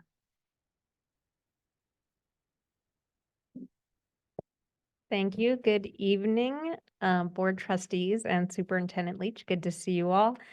I am proud to work with the team authoring Goal 1. You'll notice in this first slide, because we're asked just to highlight the changes this evening, the one word we added was focused. And the reason we added that is because in the feedback, we got a lot of questions around who is this group? You know, what is this about? What are your demographics? What do you mean by supports?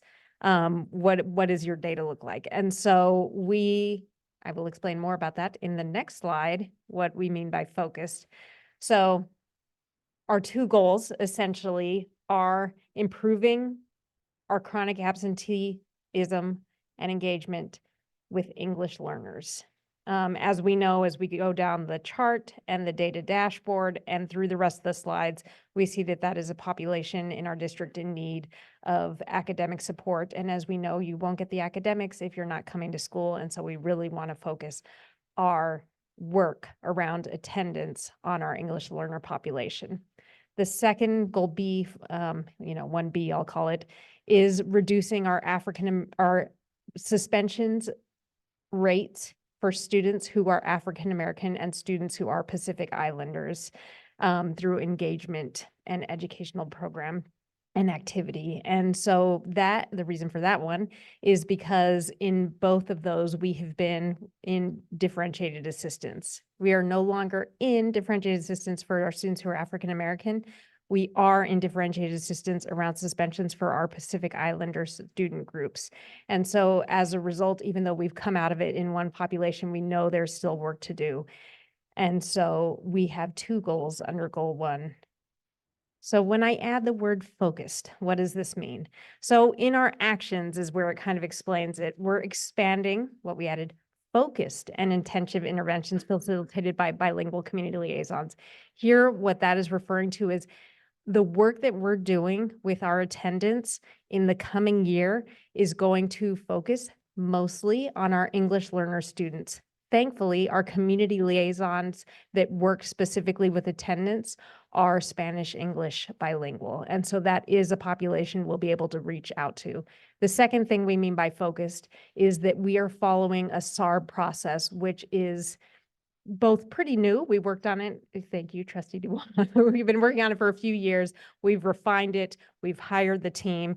And now, I don't want to give any spoilers, but our team, the reason I'm up here presenting these is because they're out receiving a Model SARB award this week, which is really exciting. And we'll hear more, I know. But more to come on that later. But so when we say focused, we have a many page document that talks specifically about what these attendance interventions look like and who are they for. They're for everyone, but we're really looking at our English learner population next year. So that is the reason for the addition of that word.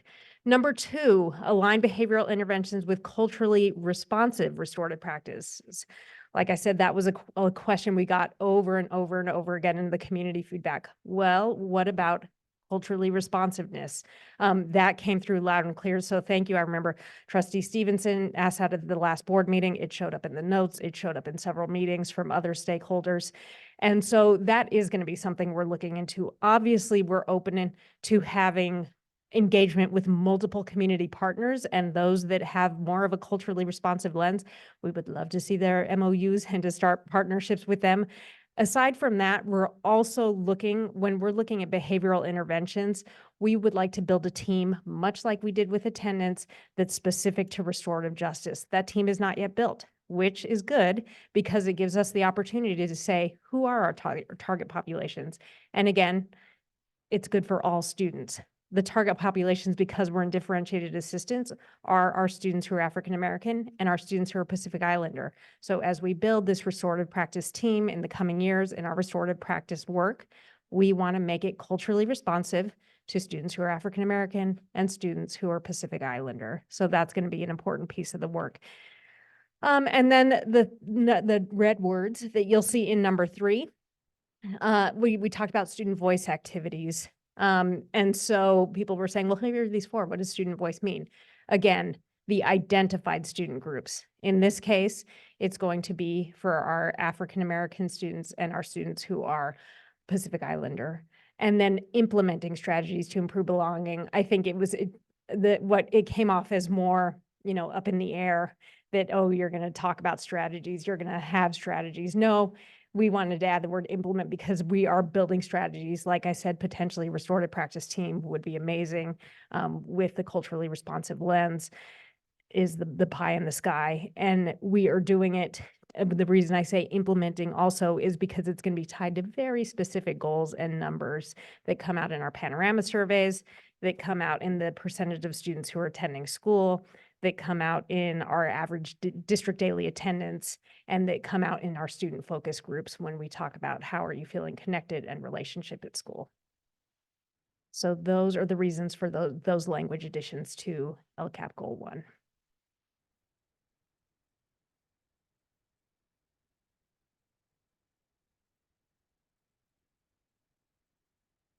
Hello, good evening. Did not wear my heels tonight, so I'm going to stand on my toes. See you. It's good. No, it's fine. It's okay. It's okay. We see you. We know you're there. Thank you, President Stevenson. Okay. Superintendent Leach and Board of Trustees. It's nice to be here this evening. I'm here to talk about Goal 2, which is focusing on improving the academic performance of student subgroups who score very low at ELA and math, as indicated on the California dashboard. We didn't have any changes to the goal narrative on this slide, so I'm going to skip right to the actions where there is some red to speak to. The first one was about increasing the effective student use of accommodations and accessibility tools on the CASP. So we talked about how turning it on, so to speak, in the assessment system is only one step, but actually training students to use the accommodations and the designated supports such as text-to-speech or an illustration glossary or closed captioning or other tools that might be available in the technology of the tests is an important part of ensuring that students effectively use the accommodations. So we included that adjective to really highlight the importance of that.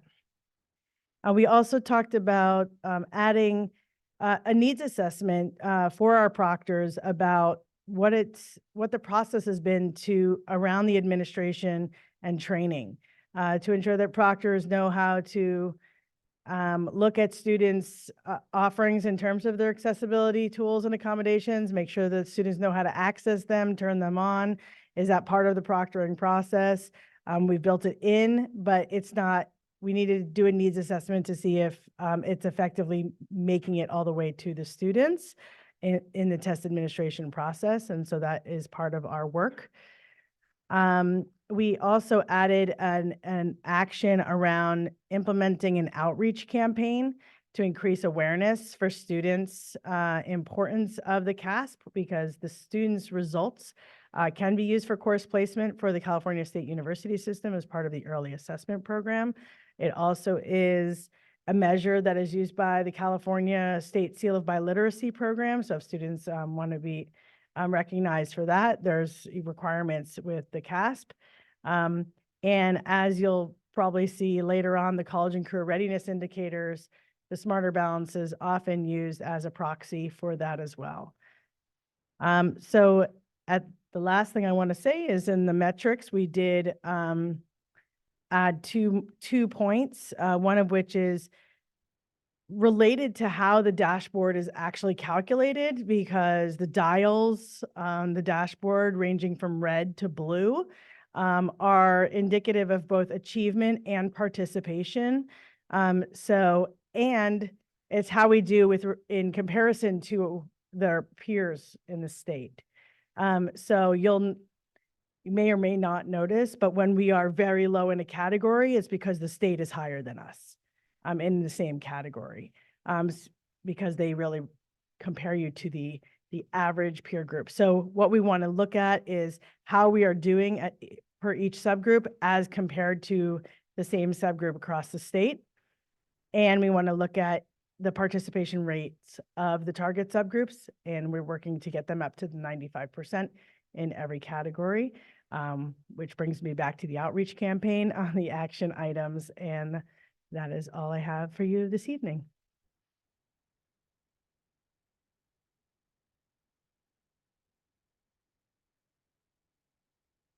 If you couldn't see Diana, you really can't see me. And I even have heels on. Good evening. As you'll see, our goal 3 around college and career, we haven't changed our goal. Where we did make changes is under our action items. And most of these were, they were very condensed. And so we changed them, just expanded them to their own goals to make them much more succinct and actionable or for our action items. And we also kind of just clarified the language to make them more understandable and readable. So adding in general for number 1, and then separating out into 1 and 2, the low on the readiness for college and career dashboard. And then for our action item 2, looking at very low. So separating those out into 2 items rather than having them combined as 1. For item number 4, looking at rising 10th graders not on track for graduation and looking at them for academies and or the CTE pathways. And that's again separating out from number 3 where we were looking at not on track for UC A to G. So we're separating out 2 different items to look at. So UC A to G and then of course graduation. For item number 5, we're adding in, there was desire to increase CT participation even down in the 9th grade. Our original was just the 10th, so now we want to look at 9th and 10th. And then for number 7, there's a very great interest in increasing our dual enrollment opportunities in A to G categories. So where can we add in those classes and opportunities for students? So our metrics stayed the same, but with the addition of that last goal, looking at dual enrollment and for the UC A to G, we've added in a 3rd metric then to look at increasing the number of African-American, English learner, Hispanic, Pacific Islander, and special education students completing a UC A to G dual enrolled course with a C or better.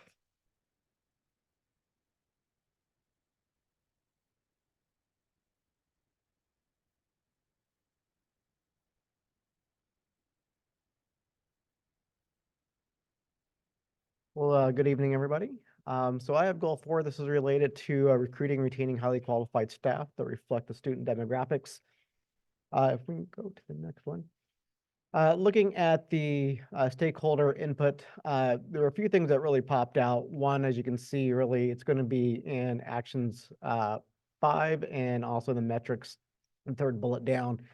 It came down to looking at data. And that's one of the key things we're going to have to review is basically who we have right now, our current staff, student populations, and take a look over the periods of time that we have between last few years and how we're making those changes throughout. It's actually a really good thing that they added in there because it allows us to look at accountability, allows us to look at what we need to do to improve our recruitment and hiring practices and our retention practices. With that, it ties in with the number 4. We could use this data and bring it back to the 4th action item on there. And this is the creation of a joint committee with, we put out as union and management, but it's with our union partners with ASME and SDTA, and also with our management groups to develop recruitment and retention strategies for both certificated and classified. This is definitely a job that can't be done one person or a small group of people. So we're excited to be able to partner with our union members. We currently already have a committee that has all groups involved already. And so what we're looking at doing is transitioning that group to assist in this area, and they'll be our guiding light on what we're going to be doing for this.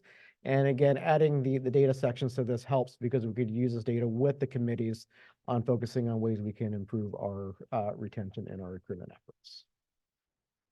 Thank you.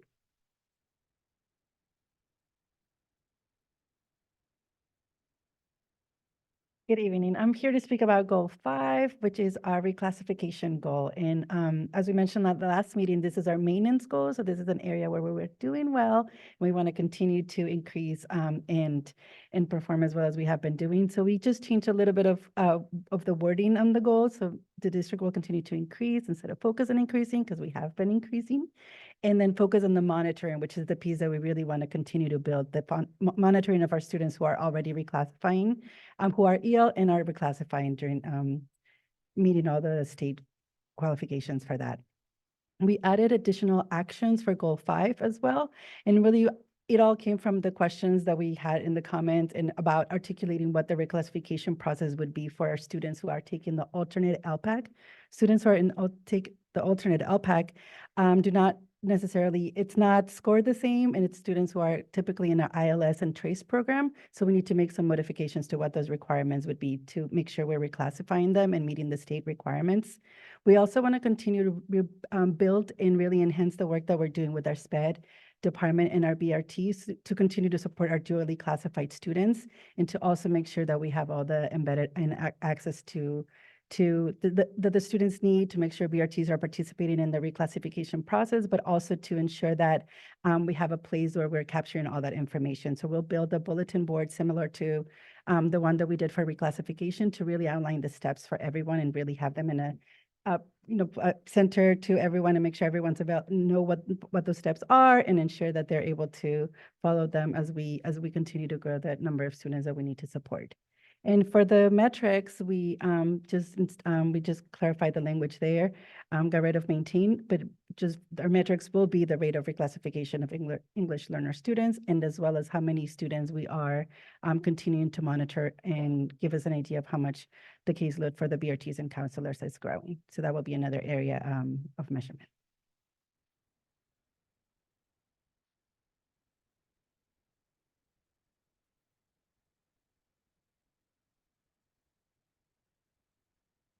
There you go. Good. I'm not goal 5. I am goal 6.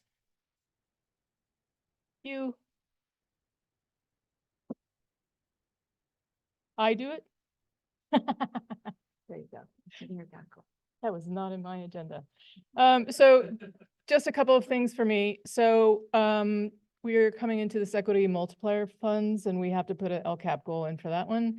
And so this is mostly what that's referring to. We have a parent outreach education position that we were going to fly, and we've decided, looking at the BRT job description, that we're actually going to look for a full-time BRT.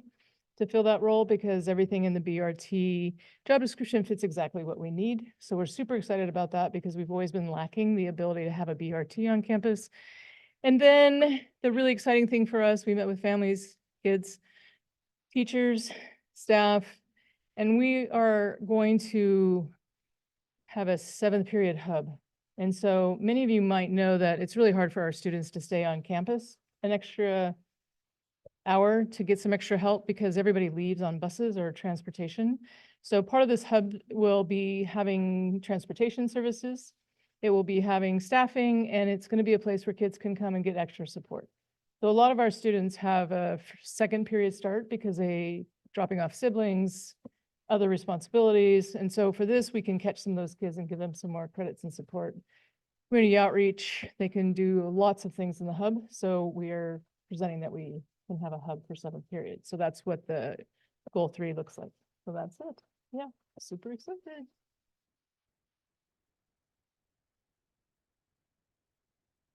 The goal is that by June, you will have all of these memorized. So presentation 2 welcomes your questions or comments. Before we get started, we do have a public comment. I apologize. Abby, we did not have it in time to do it beforehand. So are you ready to speak now? Okay, thank you.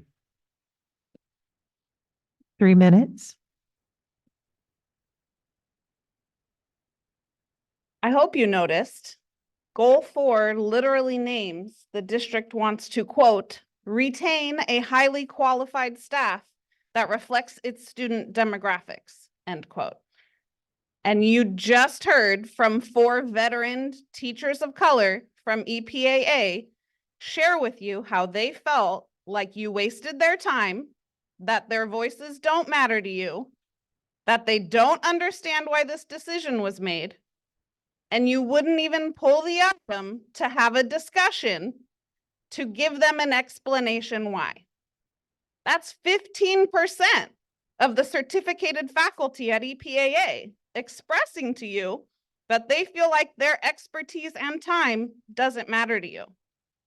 15% of EPAA's certificated staff, not those 4, is all leaving, and their jobs are posted on EdJoin. How many more are going to leave after this unilateral decision was made without discussion? I also noticed none of the actions in Goal 4 actually address retention, except the ones Taja and Pablo suggested. Action 6 says you will work with equity coaches, but the grammar English teacher in me needs you to change it to a singular equity coach because you removed one of those positions, again, without discussion. You probably will need 4 action items about recruitment because this district is bleeding teachers of color. They participate in all of the ways you ask them to. They create grassroots efforts with hundreds of signatures. They come to board meetings after working all day. They offer their time, often unpaid, for free on the weekends. They run student programs. You ignore them, you cut their positions, and you make your own decisions. Apparently, as staff, we can't emphasize to you all enough that your words mean nothing if your actions don't back them up. We hear you say things about how important equity is, retention, the community, stakeholders, teacher expertise. In your trustee campaigns, and after you removed Dr. Williams as superintendent, I thought I heard you say all you needed to focus on, transparency. Those must have just been words too.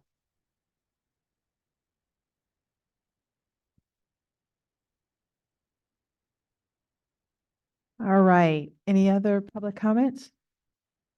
Okay, I'll open it up to trustee comments.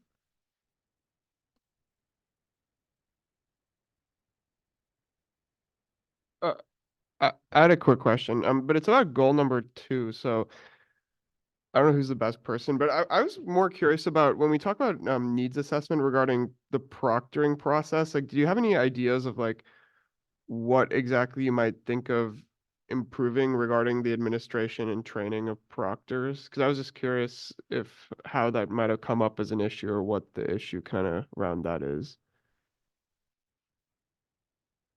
When I was myself, put myself out there during assessments and kind of see what proctors are going through, just one by one in classrooms, I noticed, I mean, it's not the general, like, set up the test system and say go. I don't think it's that's totally fine and secure and legit, and computers seem to be working fine. So it's not the general, it's more the understanding if how the proctors are supporting students who might need, headphones if there's text-to-speech. Do the students know how to access text-to-speech on each question? Potentially, they can where to click. It's not so obvious. And so it's more a question of doing a needs assessment to see if the proctors need more support training the students as they're taking the test, or if we need to better our training process for proctors. It's about accessing the accommodations and the designated supports that are built in. So the Desmos calculator pops up on some math questions. It's just not clear to me that students know when and where to access the test. So it's like practicing those accommodations in the platform itself. And so rather than think about like doing it necessarily in instructional time, we're talking about thinking about building into the proctor training so that when students are sitting down right in the moment and assessing them, that they know how to access those things. And so trying to do a needs assessment to see if our proctors know about that and if that's being like crafted in the instruction, like directions for administration. Thank you. And I'm kind of similar, and I don't know if it's completely related, but I know like one of our challenges we've always had is kind of, motivating students to try on the CASP test because it's probably hard for a lot of students to kind of see how this directly affects them. And I remember they do things like, saying that counselors would look at it when writing letters of recommendation and other things. But I wondered if there was still that focus, if we had any more ways we were coming up with about how to motivate students, because we do always see this lag between GPA or grades and the scores on the CASP test. And I don't think it's necessarily all attributed to students not trying harder on these tests, but I wondered what more we were doing to try to motivate students to take them seriously. I would have to, I'm going to rely on the site testing coordinators on that, but I'm going to let Bonnie take the question. So some of what we need to do is have focus groups with our student groups who are traditionally not scoring well on this exam to find out what they think would make it a more meaningful test for them, whether they felt like they did their best, whether they felt like they understood why the test mattered, or if they thought that the test mattered. There are goofy things as well that are goofy as an academic word from a professional to you. And that's what I will describe what Carl Loosecoat did at his site this last spring, or this spring, hello. And what did you call this time of year, Edith? Trudgy. Where they had teachers sign and to confirm if students gave their darndest when they sat down to take the CASP. And if they did, one day they got a donut and another day they got an ice cream sandwich. We'll see if that makes a difference next year. The reason we're going down this road is because when we talk, and props to you for that goofy activity. Prom tickets. Oh, if only I'd known. Awesome. The reason we're doing that is because what the county has said to us about our particular scores in that area is that they feel like we're doing a lot of things that are moving the needle for students, and it's not being demonstrated in our CASP results. So they think that we should try going for low-hanging fruit and make sure that we've got kids actually taking the test and taking it seriously. So I hope I answered your question, Zothvik. That's the kind of thing we're working towards. Okay, I have a question. First of all, I was really excited about what Redwood is doing. I wanted to learn a little bit more about parent outreach and education. Is that a position you currently have? Are you what's the vision for that in order to meet the action steps? Or goal 6 action? Just for the sake of time, if when you start asking a question, if you could say which goal it is so the person can start coming Yeah. to the mic, that'd be great. Thank you. We have a very high population of Hispanic Latinos that Mhm. we feel like we're not meeting the needs of well enough from a parent perspective. We do have an ELAC, but they've requested that we meet even more. And it's been a long time coming that we've had that. And so what we really want is more outreach. You know, we transcript every 6 weeks, which is really hard to keep parents informed of how their kids are doing. We send home report cards every 6 weeks, but we really wanted somebody who can really take it and run with it. So we can really provide a much stronger parent input to our school. Okay. And then the other thing I'm very excited about the hub. I know there are a lot of barriers that are beyond what it's just transportation and so many other things. So I want to say that I appreciate that because we do need to be whole child when we're trying to ensure students who are further away from the access and supports to be able to get what they need. So they have a greater opportunity for success. So that was the only question for you. I do want to come back to, I'm trying to figure out what goal it was in, because it raised some questions for me, and I apologize for not sending it earlier. It was around the equity coaches. Is it 2? 4? Hold on. 4? No, I don't think it's 4. It is 4. That you would work with the equity coaches, and that is shifting, as we heard. So what's the plan? I'm not quite sure about that.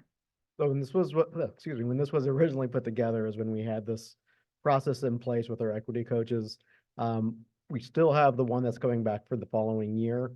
In the meantime, we're also looking at other opportunities and options we can use for the EDI coaching aspect to help us within this process. So at this point, we're still within development stages. Oh, still in it, okay. And then, I'm sorry, there was one other question. Just give me a second. We talked this is for Dr. Chacon. You talked about the culturally responsiveness. First of all, thank you for that. I really felt heard. But wondering, I know there are other places where they would add a position or add a strategy that would do that. So how are you going to be more culturally responsive as far as the goals for African American and Pacific Islander young folks? Right. So one of the ways I mentioned earlier was in looking at our actions, we are looking at building a team, much like we did for attendance, that could target our English learner populations, building a team that does restorative practices in a culturally responsive way. And like I said, none of that team has been hired. So obviously culturally responsive, looking specifically for students who are African American and students who are Pacific Islander, and liaisons that are either part of those cultural groups or work with organizations or have worked with organizations or have training that can do work deeper in that area. And none of those positions have been hired. Obviously, that would be a future team. And then just within the district is continued trainings, on how in all tiers in the classroom and beyond, we can all be more culturally responsive. My last question for you, we get differentiated funding to support this, correct? When for some reason, If you're an ADA district, then you rely on the categorical. So we do have those, but we are above and beyond on what we spend on the LCAP. And my little pet peeve is not really, because the state said, guess what? We're going to give you more control over your money, and then they cut it. But that doesn't apply to our district. So I'll leave that fight for. So I was like, ADA I was just district. wondering, okay. All right, so thank you so much for that. Those were my specific questions. I'm eager to hear about the culturally responsive piece and the equity coaches and, what that will be transitioning to, because I think that's going to be important to the success of moving the needle for some of our identified populations or subgroups I'm gonna look, did I miss anybody who wanted to speak on this? Okay, let's go to, thank you all for your presentation. Let me see where I'm at. Oh, 14, are we all okay? We can keep going? Or do y'all need a break? Okay, let's do a 5-minute break. Thank you. The networking, acknowledging each other, but we are getting started. Appreciate it. So we're going to go into the next presentation for 14.3. And so I want to open it up. It's on the Sequoia High School District Wellness Update. I want to open it up for public comments. I don't have any comment cards in person. I do see one hand up on Zoom. Okay, thank you.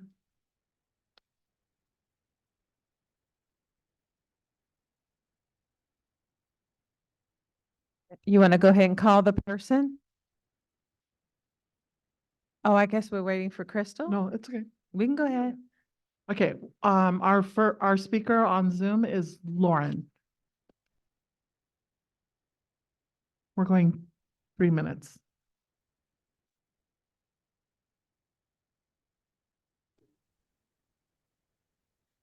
Hi, I just wanted to say we're about to talk about student wellness, but can our students really be well if our teachers aren't well? Something to think about. We're going to hear about BIPOC students, students of color, how we're supporting them, but students can see when you're not supporting their teachers, and I can't imagine they're going to feel great when they see their teachers of color leave one by one. So like the last, I think, teacher or staff member said, actions speak louder than words. So let's do better. Thanks. Thank you. Thank you. I'm gonna, Dr. Chacon, you look so different over here. We're gonna turn it over. I was like, she moved. So Dr. Chacon, can you start us off? The power was really starting to go to my head. So I just want to introduce two amazing people. I don't want to steal their thunder or take any time and energy away from the presentation I am looking forward to seeing, but I do want to say we have our mental health and wellness coordinator, Stephen Emmy, alongside our consultant from Schools Well, Swell, Jessica Colvin. I have had the pleasure of knowing Jessica's work and being familiar with what she's done across many districts in the Bay Area, from her time in San Francisco, time in Marin, and other counties beyond that, in just reimagining and growing wellness centers and wellness services for students, and have just been so impressed by that, which is one of the main reasons I wanted her to become part of our team when we first started to really think about how do we align, how do we get better. And so I'm so pleased to have Jessica come present to us tonight on the work that she has done this year alongside Stephen Emmy when it comes to supporting wellness.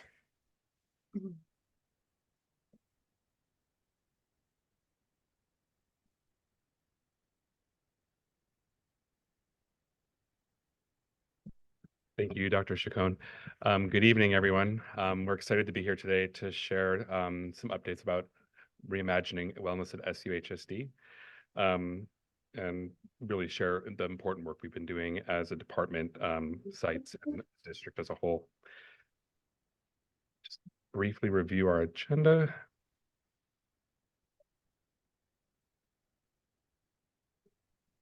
Got it. Perfect.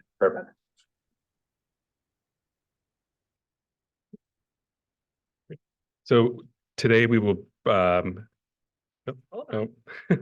on. There we go.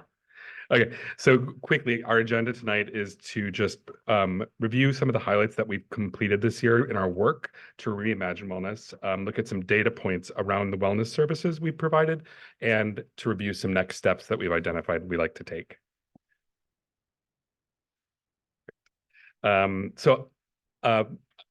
as you know, I was formerly a site administrator here in Sequoia Union High School District. Prior to that, I was in San Francisco Unified as an administrator and also as a wellness site coordinator for SFUSD, and really was on the ground level of when wellness centers were developed 20 years ago and helped to build out several wellness centers there alongside Jessica. I had the pleasure of working with her. And just wanting to share this just to let you know that we're really committed to this work and to ensuring that all students have the supports that they need to be successful in school. Much has changed in wellness over the last 20 years, and it continues to evolve. We're excited to continue our partnership with Jessica and Schoolwell, and to align and create comprehensive school wellness centers district-wide. And so I want to hand it over to Jessica. Okay. Hi, I'm Jessica. Thank you so much for having me. I've really enjoyed my time working with this district. I get to see, oh, can you hear me? Okay. I have the, I'm able to see several districts and county offices of ed and kind of what their vision is. And I've been really amazed by the support of this district and the staff and the direction that you all want to go and are going. So I think the first thing to say is that when I was brought in by Dr. Chacon, we wanted to expand wellness on campuses rather than focusing only on tier 3, which is kind of the multi-tiered system of support, which I know you work with. Most schools address mental health and wellness through tier 3. And this district was doing the same. Almost all schools do that. They hire therapists, they hire mental health support specialists, and that is the first response to the mental health crisis that's happening in our nation. And it works really well for the kids on their caseload, right? And the kids that they can see. Hold on just a minute. We hear a couple of side conversation. Actually, I can't hear what you're saying, but I can hear the whispers.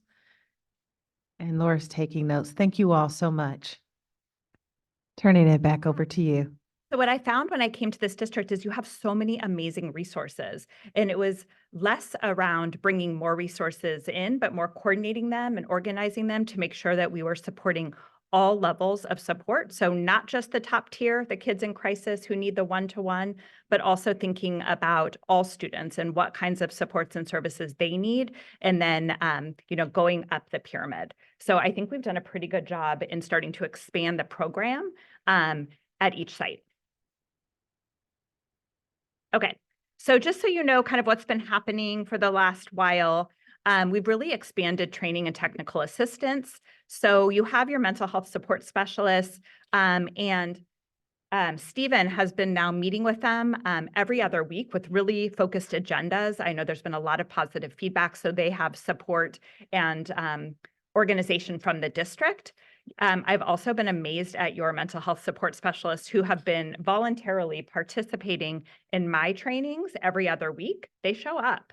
And they come with other wellness coordinators and mental health support specialists from around the state and the country. And we are in our 17th session was last week of training and development for your staff. And we're really seeing the changes that they're implementing. And then finally, your wellness office assistants, who are the folks who sit in the wellness centers and make sure it's fully staffed, are also coming to our SWELL trainings every other week. So we have a training every week, the wellness coordinator, mental health support specialist, and then the office assistants, and they're in their 14th week of training. Okay. So these are just some of the things we've been working on. We're really working on building and expanding infrastructure. We've done a lot of wellness asset mapping that actually was happening long before I came aboard. Stephen has worked really hard on strengthening our community partnerships. I'm pretty amazed by the amount of community partners you have in your schools, and they need guidance, right? So we are really wanting to be the liaison when they come onto campus. We want to coordinate care. We don't want services duplicated, and Stephen's spent a lot of time on that. Another thing we're really working on is district-wide wellness policies, procedures, and forms. Everyone was kind of doing their own thing, which is very normal in districts, and we're really organizing it district-wide. We've started to implement new data management and evaluation systems, which we'll share with you in just a moment. We have created wellness youth councils at each of the sites. I think all of the sites, where we actually have a youth arm to the wellness work that we're doing, which is super exciting. So students have a chance to be leaders in wellness work, which is really different than your typical, associated student body or student government. We're actually looking for students who might have mental health or health issues themselves to join us and be leaders. And then we've done a lot of wellness outreach and publicity, which is like kind of turning the system inside out, right? So rather than waiting for adults to notice kids, we are actually allowing kids to refer themselves and friends. And we've seen a huge shift in students knowing about what services exist. That being said, I want to add on, I was hired into this position to coordinate the wellness and health and mental health. But amazing things were happening before I arrived in this position, and amazing things are still happening. Jessica and I did do asset mapping in the fall for the district, and are pleasantly surprised with the amount of support and programming that we have. And there are amazing things happening. Also, there's room for growth and improvement, as we always have. And again, our intent is not to change things or do things to the school sites, but work with the communities and find out what supports they need, and ensure that we are supporting the programming and aligning policies and aligning resources, procedures, and forms to support the work that's being done. Again, every school site in our community is unique. We all know that, and they have certain needs. But there are some things that we need to standardize across all sites, while allowing for the site's individual community needs. Although next we're going to highlight MA and the development that's happened there this year, I do want to take a moment and give a shout out to some of the sites that have also been doing amazing work throughout this year. Carlmont has identified a space and has been developing that space as a wellness center this school year. Their SOS students offering support have continued with their programming and have continued to facilitate several educational outreach campaigns around wellness throughout the school year. Tide has developed a youth arm of wellness that has been active this entire year in helping to develop their space and in drug and alcohol education and mindfulness school-wide. And lastly, but not least, Sequoia Teen Resource Center continues to have a wide reach at Sequoia High School. The TRC, with their youth advisory board, recently held a wellness fair that had over 1,400 students in attendance, with over 20 school and community-based organizations participating. So it was a great turnout. So everyone's doing amazing things, and we are working towards moving to a wellness center model across the district. So we wanted to highlight MA's amazing work. It's pretty incredible what they've done, thanks to the support of their principal and their mental health support specialist, who was open to be the first school to really take on a shift. So when we came to visit, it was pretty awesome. During COVID, it's my understanding that the mental health support specialists and staff were like, we need a space for students to chill, right? Like, we want to address students' mental health. And from that, and I might get this wrong because I wasn't there, they created the Zen Den. And so when I came, I was like, fabulous, there's already something in place. And some things weren't working in the space. And so we did some asset mapping, figuring out what the kids really liked. We worked with students for several months to figure out what was working and what wasn't. And we kind of went from the Zen Den and even decided to change the name. The kids created a new name. The reason why Zen Den we didn't think worked is because not every kid's gonna get to Zen, right? That is actually not what every kid needs. If you need to go meet with a counselor, you might not be getting to Zen. That might not be your ultimate goal. And also there was stuff going on in the space, like the use of cell phones and computers and some testing happening where we weren't creating a Zen space. So, and you can kind of see the pictures. It was great. They tried and they did their best. And then Shonda participated in training and kind of reimagined the whole space. And it was a big deal. They shut it down, which was not easy, right? And they have completely reopened in a whole different way. So this is the new, the students named it. Instead of it being called a wellness center, they named it PAWS, the Peace and Wellness Space. And you can see right when you walk in, there is branding. Students know who's part of the team. You know why you're there. You know you're not there to chill, be on a phone, because we don't allow phones in the space. And you know right away that there's an adult waiting for you and welcoming you. You're learning what confidentiality looks like in the space. There are self-referral forms and referring a friend forms right there. And students who are taking brain breaks are actually in a structure of support where they can spend a limited amount of time, have to sign in and out, and are asked to use a wellness tool that we introduce them to and then teach them how to use outside of the space. Couple other, it's just gorgeous. Like it went from like, it was fine. And now we really created something beautiful and the students seem to like it. And I think what we really know is high expectations and high support. It works, right? So we were a little nervous, like going and adding all of these new rules and structure, and it's working. Students want structure, even though they say they don't. So they've been really appreciative of the changes. And just a couple of quotes. Student quote, I'm not going to read it, but you can just kind of see what some students and staff are thinking, and we'll have more information when we do our evaluations of the space. Okay. So now we're going to dig into some data. Oh, yeah. So I'm going to present data to you, my favorite. So we collected data this year. Actually, in 2020, we began using the Wellness tab to maintain confidential records for wellness services. And most people began using that in 2021. So a lot of the data you'll see today, we pulled from IC from that Wellness tab, as well as we created a data request form that I shared with the mental health support specialist to capture more of the work that was being done that wasn't necessarily just the one-on-one services that were being provided. So in this first section, we'll look at data that we capture direct student services that were provided. I am going to move through this. I'm not going to go through every minute detail because I know you've all had access to this and have probably reviewed the data and taken a look at it. We'll definitely have time for follow-up questions after. So this graph represents students served by school and total student population. Students across all of our sites are accessing wellness supports. That's what we're seeing. And then on average between 25 and at some of the smaller sites up to 77%, which is quite a large number of students accessing services. Students accessing wellness services, direct wellness services, the total were 2,687, and that's unique students.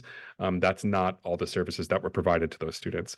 That is about approximately 31% of our total student population for the district, which is an impressive number. Of those students accessing wellness services, generally speaking, it is representative of our student population across race, ethnicity, demographics.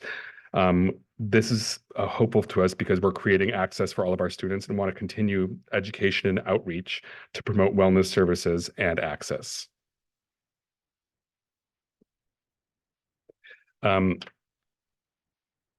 For so I had mentioned earlier, for the 2,687 unique students served, we provided 22,014 direct services to those students. That consisted of 15,137 individual counseling sessions, 2,527 check-ins, and 4,350 group services. Again, impressive and indicative of all the work that's happening at our sites to meet the needs of our students. Wellness referrals originated from various stakeholder groups, as you can see here. You're familiar with most of them, I'm sure, within our district community. I do want to point out ATS, that is alternative to suspension. And so that is where students are referred typically by the ABP office for first-time infractions for our substance and alcohol use policy.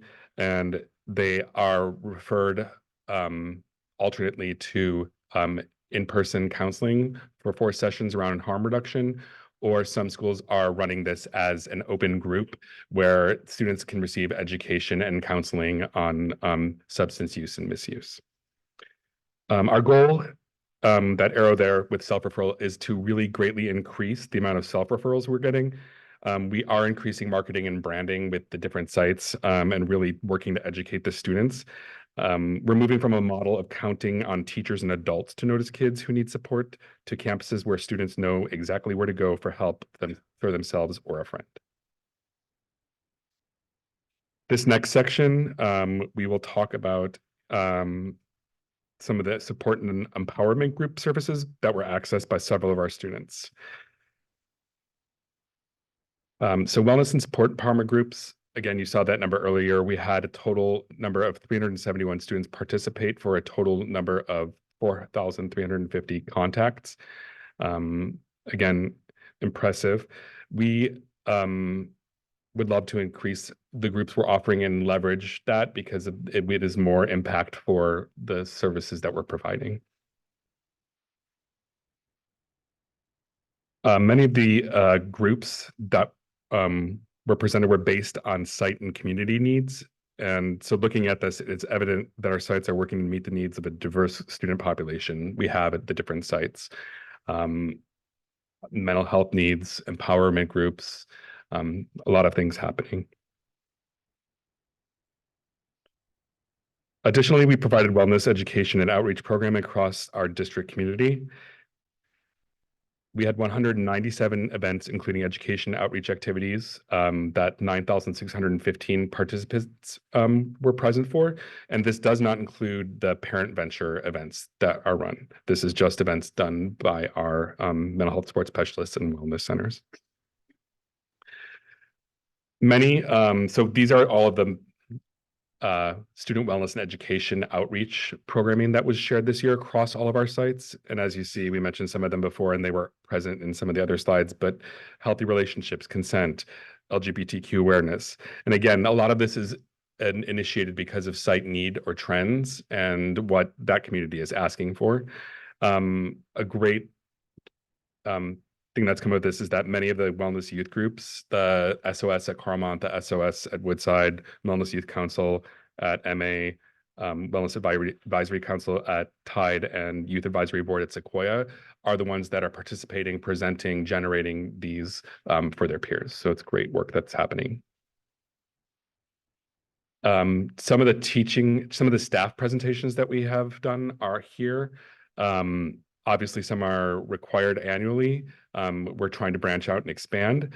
One I wanted to highlight was that Andres Guevara, our health and safety project manager, has led the way in starting staff and student Narcan trainings and is helping to expand the scope of this work in the coming year in conjunction with Sequoia Healthcare District. And so I want to give a shout out to him and to them for partnering with us in funding this. We want to celebrate our partnership as well with Parent Venture in delivery of the relevant parent caregiver education series.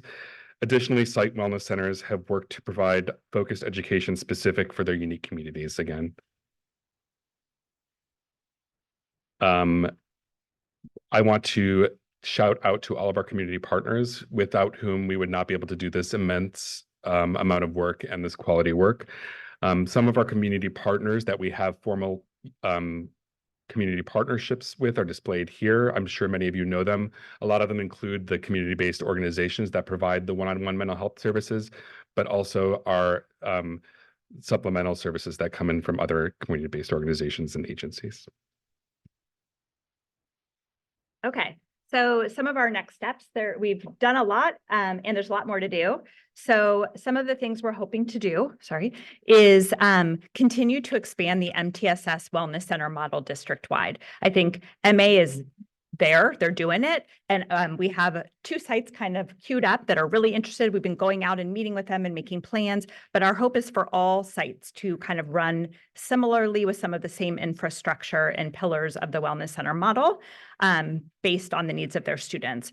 We would love to expand wellness staff training and professional development in the year to come that might be done district-wide rather than just site by site, and really get an understanding of what staff wants to know about teen mental health while not putting it on them. It's not their responsibility, but we know that students are coming to their classes with a lot. So giving them some tools. We also would love to provide some specific training to our student services staff in the year to come.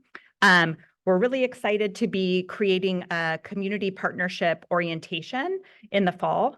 Stephen will be running a district-wide community wellness orientation where we're going to share about our philosophy and all of the ways that the school works to coordinate care so that the partners really know they have a home base when they're on our campus and know how we're going to coordinate care through the wellness center staffing.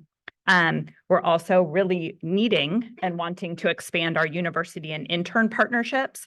We're hoping that by this time next year, we'll have a bunch of interns set up to go work in our schools.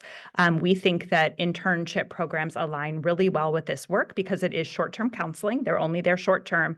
Schools really need to be doing short-term counseling, not deep therapeutic work. We close during the summer. We close at 4 p.m. So we have to be careful about the types of services we provide and always connect kids to their community when we're closed. So we're excited to bring some more interns and partner with universities. And we want to, we want to partner with life skills teachers to enhance Tier 1 wellness education district-wide. We want to complement their work. So we do school-wide events. We started doing stress less events. We're doing a Teen Self-Love Challenge this month. We're doing work around May as Mental Health Month, healthy relationships. And we would love to work with our life skills teachers to expand their work and make sure that the other grades are getting content and information as they move through their schools. And we definitely are looking to enhance and streamline our wellness data collection. Stephen did an amazing job collecting. That was not easy. It was not in one place. And that was just through March, right? So we're hoping now everyone is kind of used to, in the past, people were not keeping track of Tier 1 interventions and support. And now we have a system for them to be collecting that information. So those are some of the things that lie ahead. And now we're going to give you some space to ask any questions.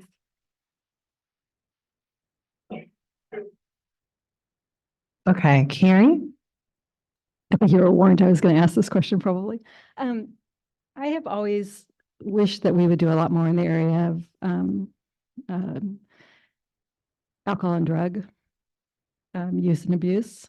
And over the years, I've heard of some best practices. Like there was one point where San Mateo Union, if a kid came to school intoxicated or was caught with marijuana or whatever, the kids were part of a program and it was intensive. It wasn't just one session and it wasn't general where you're in a group with kids with different needs. It was intensive education about substance use and abuse. And they paid for it with their two-pay money at the time. I don't know if they're still doing it, but the woman who did it was fantastic. She was really good with kids and she talked to them at their level and made them really sort of get it. Also recently I attended Charlene Margot's, one of her parent eds, and it was on substance use and abuse. And I'm not going to remember the expert who was speaking, who's written books. And she said, it doesn't work as well when you do the assemblies school-wide. What does work is the kids who have a problem or on the road to a problem really focus on them. And I really have strong feelings about this. 3 kids going through the school where I know that there were, not so much on the campus, but when in community, there's pressure to use. And there's even more pressure with 3 kids going off to college. It's intense, right? And so my youngest son, I hope he's not listening. He doesn't listen to these meetings. He talks to me the most about what he's experienced at college. And it horrifies me because we don't need more addicted people in this country. And the other thing, just for best practices, sometimes I think when we have parents coming into our district, we have their attention.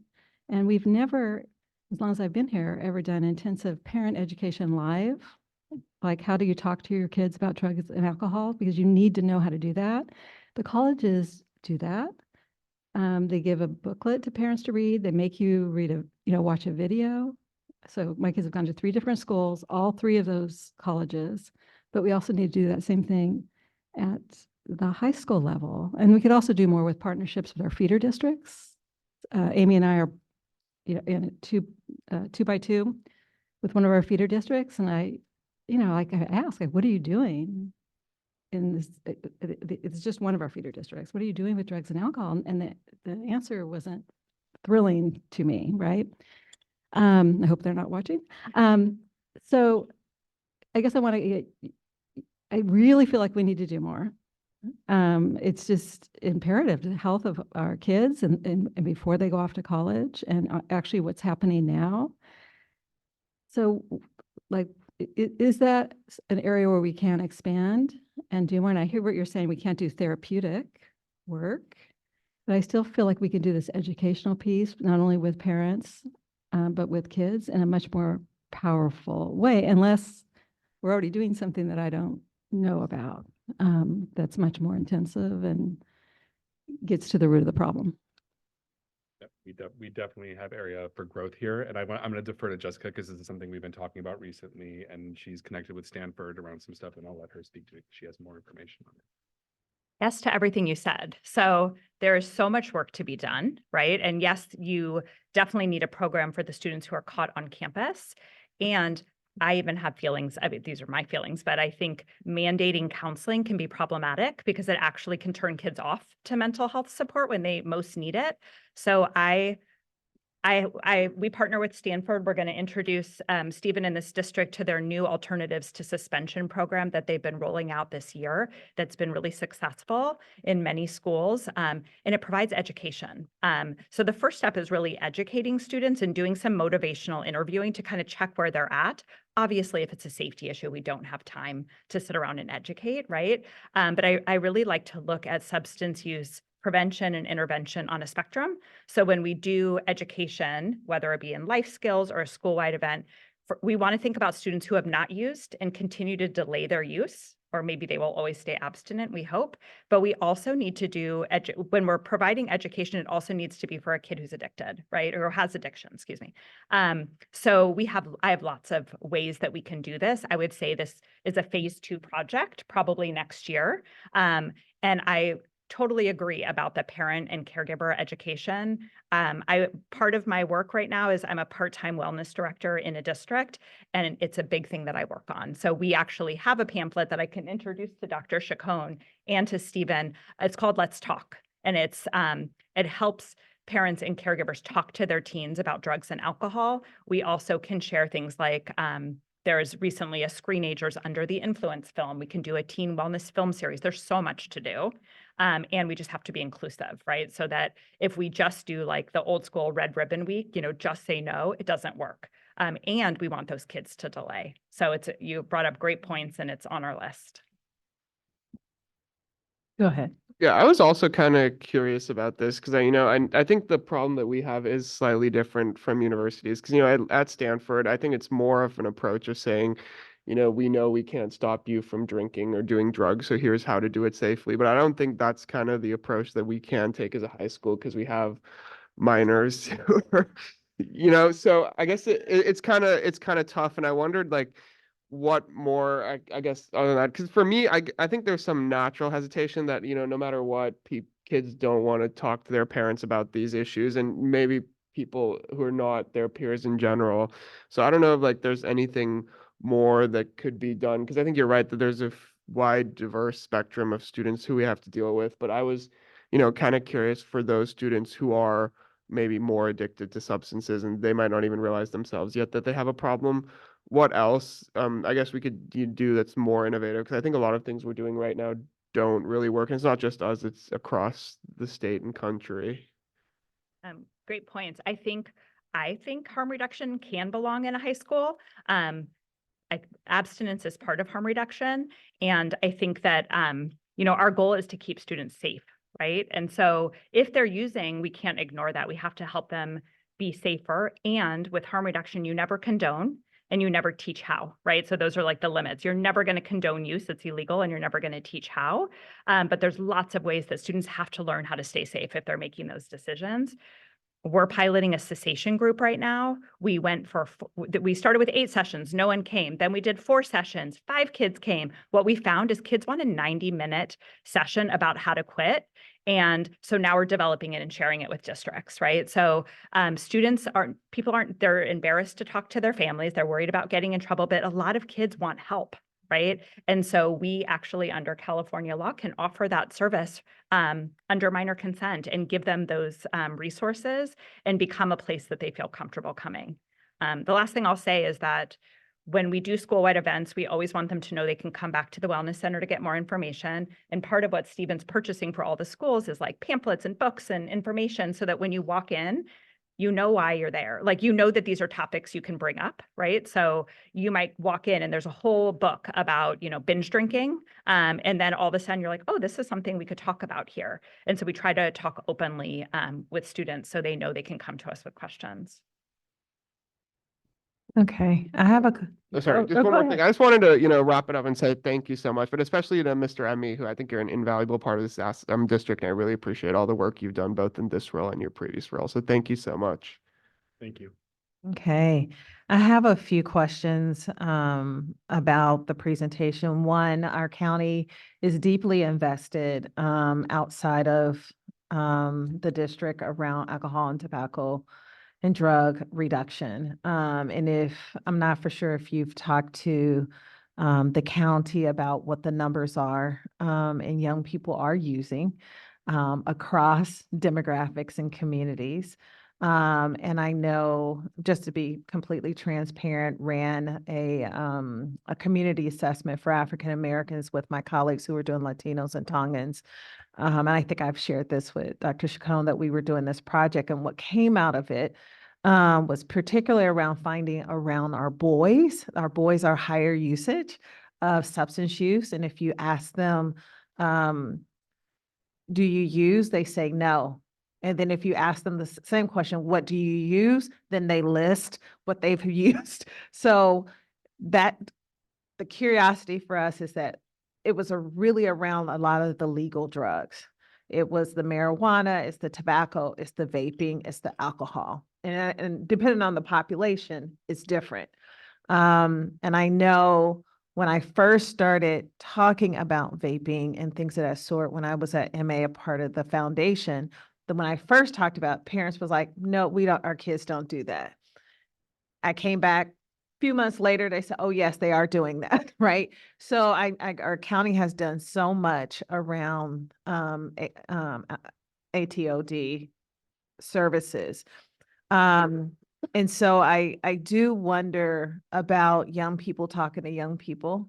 If you look at Alcove, they have a couple of different blended models that they use. They use similar to what Safe Space does, which is like the peers talking. We saw it at SOS with Trustee Dubois, how the SOS staff really, the students really own their center and all of that, in addition to treatment. And we noticed some of the outcomes that certain populations are not accessing treatment.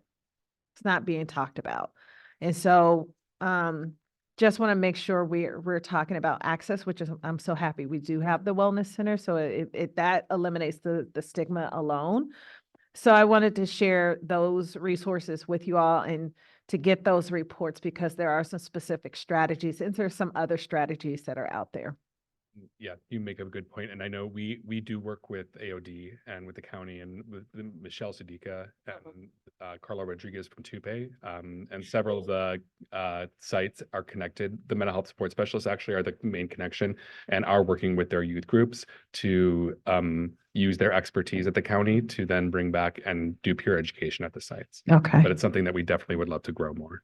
Excellent. And then I have another question around, is Safe Space part of the work that you're doing, or is SOS the model for you peer work, or does each site have a different model? I'm just trying to figure that part out. So a lot of the sites have a different model also because historically things in the vacuum of not having standardized things at the district level, every site was doing their own thing. And so there's little different iterations. We're trying to bring in everyone together into the room. That's why we're meeting every 2 weeks to talk about best practices, how we're working with our youth groups. You mentioned Safe Space. They're connected mostly with MA. They are a community-based organization, but they do connect with a large number of our school sites. But they've primarily always had a connection there. But they are a lot of those students, I believe, that Shonda has in her Wellness Youth Council do overlap with some of the students who belong to Safe Space as well. And then I'm not for sure if you're familiar with there's a new funding stream coming down the pipe for some of our students. I heard you say school is not the place, but in actuality, we're finding the kids aren't getting any services outside of school. So it is the place where kids are finding the support. But it's called the multi-payer fee schedule for school link behavioral services. Are you thinking about that as part of the model to fund using commercial insurance and Medi-Cal? I'm deep in that work.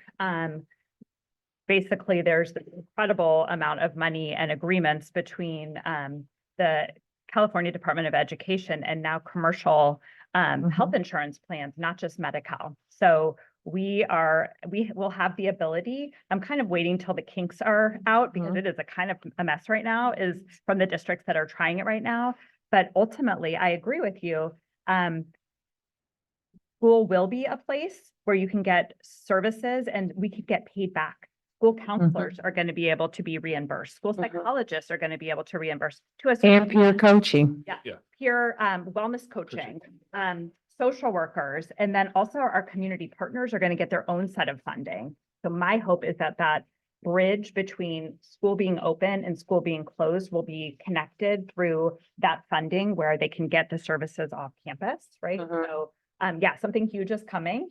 And there's a lot of potential. So thank you for funding this work now. I think there will be more money to work with in just a few years, but it's going to be complicated. Yeah. And it's kind of a dream, right? Like think about how many kids we're serving. If we're serving 31% of your population, I can guarantee you some of them have health insurance.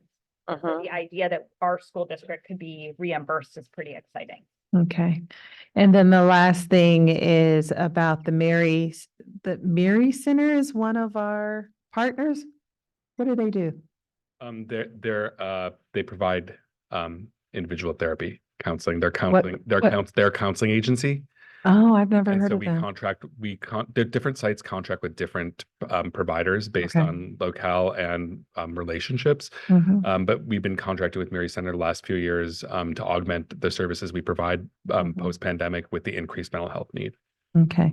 And then the last thing is that I know in part of some of the assessments that we've done is that the impacts of racism and alcohol and drug use. And so I did not see that on the list of how you're addressing that and the vaping and the marijuana. And those three are coming up a lot in our assessments with young people. I think we need to create opportunities for all students, right? Can you use the microphone? Oh, yeah.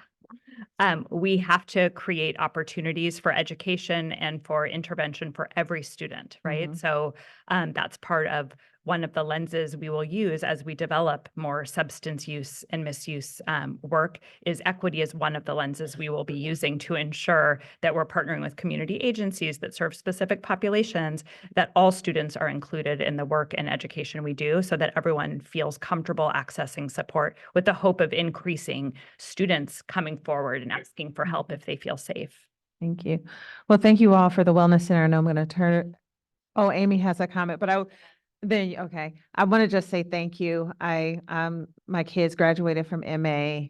I know Shonda was came from the hospital and she's like, we need to do something. And like she wanted to do an anger room and all kind of stuff, which I think would have been helpful for adults too. But I would have went there. Exactly. I did crashing. And so I just want to say how powerful that was. I remember one of our student trustees at the time, Isabel Stid, talked a lot about how many students used the Wellness Center and its variational forms, and the PTA and so many others have gotten behind it. And the more we go through our strategic plan, we have parents who are saying, my child needs this, right? So I do think the timing is right, and it is removing the stigma around the balance of bringing your whole self to school, and that we're going to meet you where you're at while you continue to have academic success. So I just want to take the moment to say thank you. And Amy, and then Rich. So I had a question about flex time, because most of our schools have flex time now, and it's actually an opportunity sometimes for kids to walk with their feet and go to teachers, not just for academic support, but sometimes just to talk to someone. So how does that fold into the overall wellness program, and, or is that where you get a lot of the referrals from? It is open at flex time. They typically, the wellness centers that are maximizing that time right now is when like groups are coming to be run offsite that don't that would run longer than lunch, and most of the flex times like will bump up to lunch, and so then you can get like a 50-minute group or a 50-minute educational workshop done, and so they're really leveraging it that way, and they as well as individual counselors seeing one-on-one students. What I had heard too is that certain teachers kind of did double duty with, flex time focused on some academics, but sometimes the students would then build relationships with those teachers. And I'm kind of curious, some teachers are probably better at it than others in connecting with the students in that way. And if there are any best practices that could be shared so that, sometimes the wellness can go beyond the wellness center and actually distribute it across all the teachers, right? Definitely, I agree with you. I think that's a huge task that we always want to be undertaking, which is like really like building relationships, because that's the basis for all the work that we do in the schools with our students. Yeah, but great work. Thank you. So I just sort of a numbers question. I was, I guess, impressed with the 15,000 number. I think I saw 15,000 counseling sessions. What sort of time frame was that in? From August through the end of March. And so we have like 9,000 students. You did 15,000 counseling sessions. You said it's like a third of the students. So like 2,000, a third of the students, so 2,678, I think the number was. Yeah. Engaged Third of them. in, so that if they got seen multiple times, they were seen in those. And were those like hour sessions? It depends. So if I can they're answer, good. I Because think that's a lot of out, like, Yeah. how many people are providing those 15,000 hours? A bunch of community-based organizations, our mental health support specialists, interns. Oh, that so those work counted the outside that's right. services, not, so when you say the wellness center includes all of the. all the partners.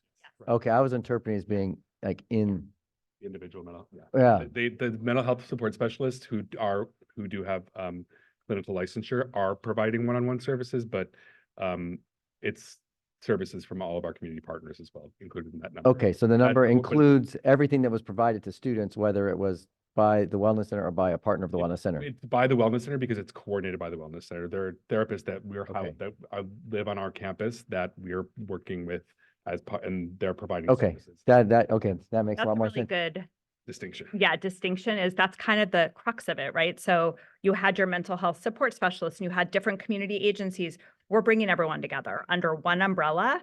And so that what's happening is a student's their services are not being duplicated, right? So the mental health support specialist, rather than sticking with just tier 1 or tier 3, excuse me, I keep getting them wrong, and behind closed doors, 25% of their job, in my opinion, should be that. The rest is coordination of care, coordination of tier 1, tier 2, and tier 3.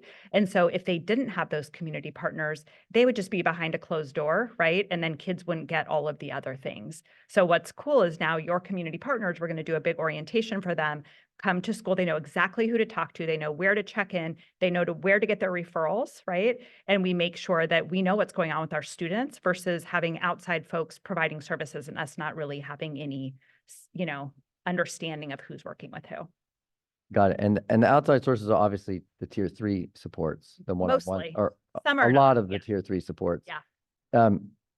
As I understand it, MTSS includes academic, behavior, social emotional, and college and career. Are you doing behavior and social emotional, or would you say just the social emotional, or all 4?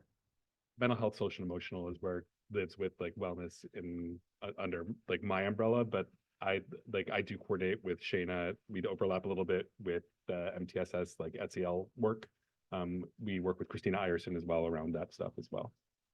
So that's where you're leading right in my next question. Kind of, if you can say a little bit more about how the MTSS or how, because we get reports on MTSS, now we get report on wellness, but it sounds like wellness is The right wellness in center- line, or yeah, it's the like wellness one center model. one of the 4 pillars of MTSS is wellness, I guess. It is. Yes. So that first picture of the triangle, right? Like I like that you added college and career, but it's, you know, there's always academics, behavior, and they say social, emotional. We just put wellness, right? And so we should be working together, but that we're all doing the same thing, which is not just focusing on the highest need students, but making sure we're focusing on all students, some students, and the highest need. So all three students. tiers in the Wellness Center? Yeah. Okay. And the that Wellness helps. Center literally just matches the MTSS model. It always has. Back 20 years ago, when we were working in San Francisco, they developed a model that was not just focused on tier 3. And so it just aligns beautifully to the model and works well in schools. We know students learn a lot better when they're in a good mental space. So appreciate the update and your work. Thank you. I just have a comment and a question, couple comments and a question. First, thank you, Dr. Chacon, Emmy, and team. I've been able to, in my time at the district, seen these programs grow, actually seeing the wellness centers come to fruition. And it's very, very exciting work as we increase services. One of the slides, the referral slide, can you speak a little bit about the parent referral? How are our parents notified? I mean, I do read the your MA newsletter on Sunday, and I have seen it mentioned in there. So I'm just kind of curious how parents are aware of the wellness centers and how that referral process looks. So at MA, currently, there is a referral form for parents that's shared out that they can actually make a referral for their students. I'm sorry. As well as, you know, typically, you know, oftentimes parents will email like Shonda and they'll be directed to use the form and share it that way. We are working with all the school sites to have that parent referral form standardized for everyone so that we're all having a common practice and people know that this is the procedure for getting services. And then the parents are aware that we offer these services and can support the students. Yes, it's often part of the orientation for the parents, students, et cetera. And I know MA specifically, Carl, you see it in the Bear Notes all the time. The other schools are pushing it very heavily as well. Even like I know Carlmont with their expansion and their initiating the wellness center there, they're really advertising and making sure that their community is aware of the resources there on campus. And then also from my student advisory council, we've heard about the wellness centers, and we have also heard about the stress less events, which are very popular. I hear about them all the time. So I just wanted to pass that information on. There is a strong desire for more of them. Note taken. So thank you. I have a couple of questions, sorry, really quickly. So first of all, thank you so much for the presentation and for all your work. As someone that has not regularly, but occasionally attended Carlmont's Wellness Center and SOS space since we were back in person. So for the past 3 years, I can very clearly see the just insane strides forward that have been taken. You know, it started in a small room with one coordinator, and now there's just this huge space with a lot of people there all the time. And it's really nice and amazing. And so I just have a couple of questions because I have been there and kind of seen what's been happening for a while. So I've seen some other shifts as well. One of these shifts is and I recognize that this is a very kind of tough spot, but it's kind of walking the tightrope between student freedom and kind of what admin wants. And specifically, I'm referring to students being able to go to the wellness center like during class and whatever. And I definitely have seen this kind of radical shift, especially between last year and this year, where last year students had just all the freedom to sign in whenever and just go to the SOS center. And this was great for the students that did need help. But, you know, it is important to recognize that occasionally it also was used by students that like wanted to skip a test or something like that. And now this year, it's kind of, the pendulum has swung the other way where we absolutely, you walk in and they're like, where's the note you got from your teacher? And, it's, definitely completely on the other side, and kind of just question about how are you managing this and what's the plan? Because, even though the first year I was talking about where students had all the freedom definitely isn't the solution. I have also definitely heard and personally experienced that sometimes, when you're in a mental space where you do need help, you don't always want to go ask a teacher and then, be pressed by the teacher for, why do you want to skip class, when you do have a genuine reason. So kind of, yeah. So part of it's music to my ears, right? So it's all about that, I think, high expectation and high support, right? And maybe last year, I don't know, I wasn't there. There was like not as high of expectations, but lots of support. We're looking for something more balanced, right? Maybe the pendulum has swung too far, right? We want students to feel safe and seen. We have brought a lot of structure in, and it's really helpful to hear from students.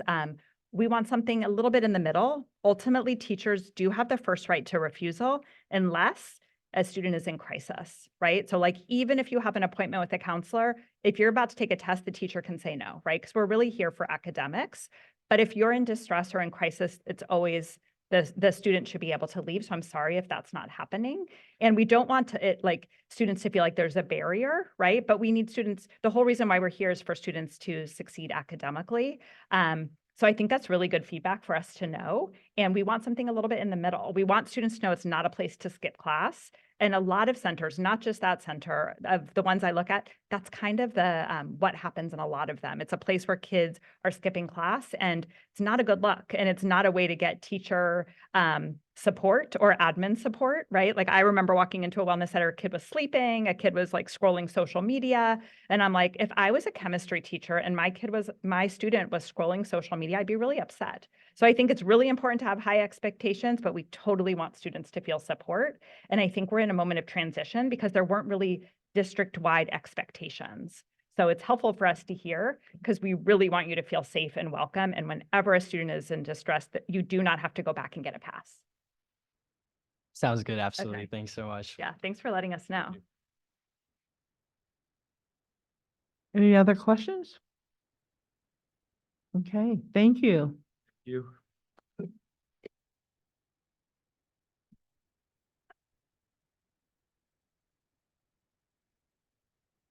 All right. We're down to the wire. We are now at 14.4, review of the Everest. Do you need another break? All right, 2-minute break. Somebody said no. Was that you? Okay, we're gonna take a 2-minute break, sorry. In Suffolk, we are getting started. We're getting started. Rich. We're getting started. Thank you. All right, so we're gonna go to 14.4, Everest Charter School, second interim financial report. Before we get started, are there any public comments? I have none. Okay, take it away, Christine. Thank you. Vinita Singh, Director of Business Services, will be giving an update on our charter second interim. Thank you, Christine. Good evening, Board President Stevenson and respected board members. Can you speak up just a little bit? Thank you. Good evening, Board President Stevenson, respected board members, and Superintendent Leach. Sequoia Union High School District is the chartering authority for Everest Public High School, Summit Preparatory, and KIPP Esperanza charter schools. The district maintains fiscal oversight responsibilities in key areas of accounting, attendance reporting, and budgeting. Based on the second interim financial report, Everest Charter School is able to meet its financial obligation for the current and 2 subsequent fiscal year. Multi-year projection shows available reserve percentage of 66% in the current fiscal year, 63% and 61% in the 2 subsequent years. Enrollment for Everest Charter School is projected to increase due to change in outreach program from online to in-person outreach program. KIPP Esperanza is also able to meet its financial obligation in all 3 fiscal years. Benita, hold on one second. We'll go with these one at a time. Any questions or comments regarding 14.4, informational item for Everest? But I just want to make sure I heard you right, that you're projecting that your enrollment is going to increase because of outreach efforts? That's correct. They are projecting their enrollment. I thought, I she's understand. reporting based off of their financials. Oh, I see. They are reporting based. They are reporting to us that they're Going to grow in the shrinking enrollment environment. they are stating they are growing in a shrinking environment. And as recipients of this information, do we just accept that? We are constantly monitoring and evaluating the reasonableness of their projections. So the end of the year, when we get their final enrollment numbers, we gauge and continue to have conversations of what the future years in their enrollment are. Their petition is up 2 years. I'll have an update in the Friday update on, because we've been looking at the petitions lately, so I'll have an update in the next couple of weeks. No other questions? You're moving to the next one, and between them, if you can pause so we can make sure we're not bleeding them all together, so we can have questions in between. So the next one is, any other questions for KIPP Esperanza? Oh, Everest, sorry. Now we're moving to review KIPP Esperanza School second interim financial report, 14.5. Are there any public comments? There are none. All right, please start. Thank you. KIPP Esperanza is able to meet its financial obligation in all 3 fiscal year. Available reserve percentage are 26% in the current year and 27% in the 2 subsequent years. Are there any comments? Okay, the next one is 14.6. Review of the Summit Prep Charter School second interim financial report. Are there any public comments? There are none. All right, take it away. Summit Preparatory Charter School is projecting that it will meet its financial obligation for the current and 2 subsequent years. Available reserve percentage are 99% in the current year, 105 and 104% in the 2 subsequent years.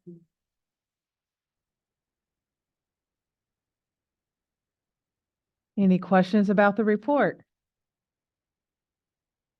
Thank you. I think that's all, right? No, I'm sorry. I think that's the last one. Thank you. I just want to make a general comment that as the oversight agency for the charter groups, it's not like we're spending so much time within our district, but that there are people within the Sequoia High School District who do take a close look and look at these reports. I know the presentation tonight is short, but the point was that the people within the organization, within the Sequoia High School District, took a good look at the charter schools and as part of our oversight role. So I think that was something that I'm not sure that we've always done historically as much. And so I appreciate that you did this. Quick, Yeah, Trustee Nori. sorry, quick question, because I know this comes up and maybe it was addressed and I missed it, but one of the things I was kind of curious about is about, do we still have the right to appoint a representative to sit on their boards? And if we ever wanted to exercise that right? We have talked about that. It's not top of mind. Can I circle back with you? Okay. She said she would come back around to us about that question. Any other questions? All right, and then we still do the monitoring, the site visits, correct? Okay, so there is the financial and the actual monitoring of the program to ensure that the students' educational needs are being met.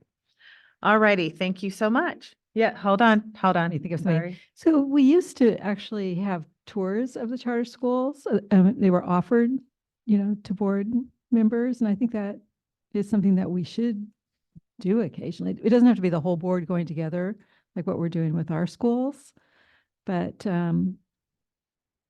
I just need to know who wants to go. I know that there have been board members over the past 2 years that have visited some of our charter schools, so we can definitely coordinate that for you. or the other thing is just maybe occasional invitations to things that you think we might be interested in. We get a lot No, of these are our invitations. employees. Huh? Those are our employees.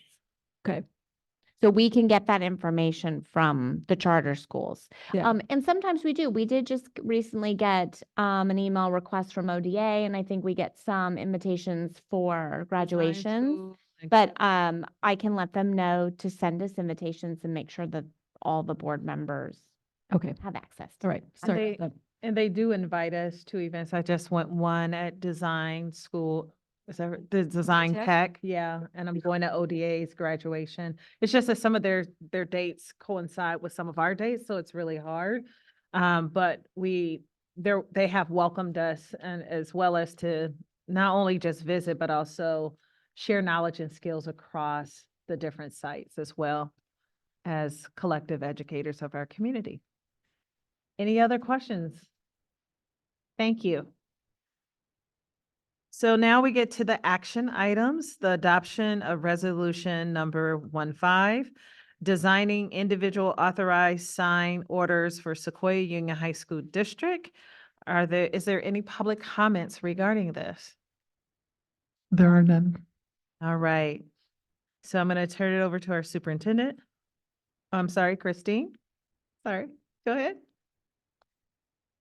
So this resolution is to update our authorized signers. The accounting supervisor and payroll position has been filled.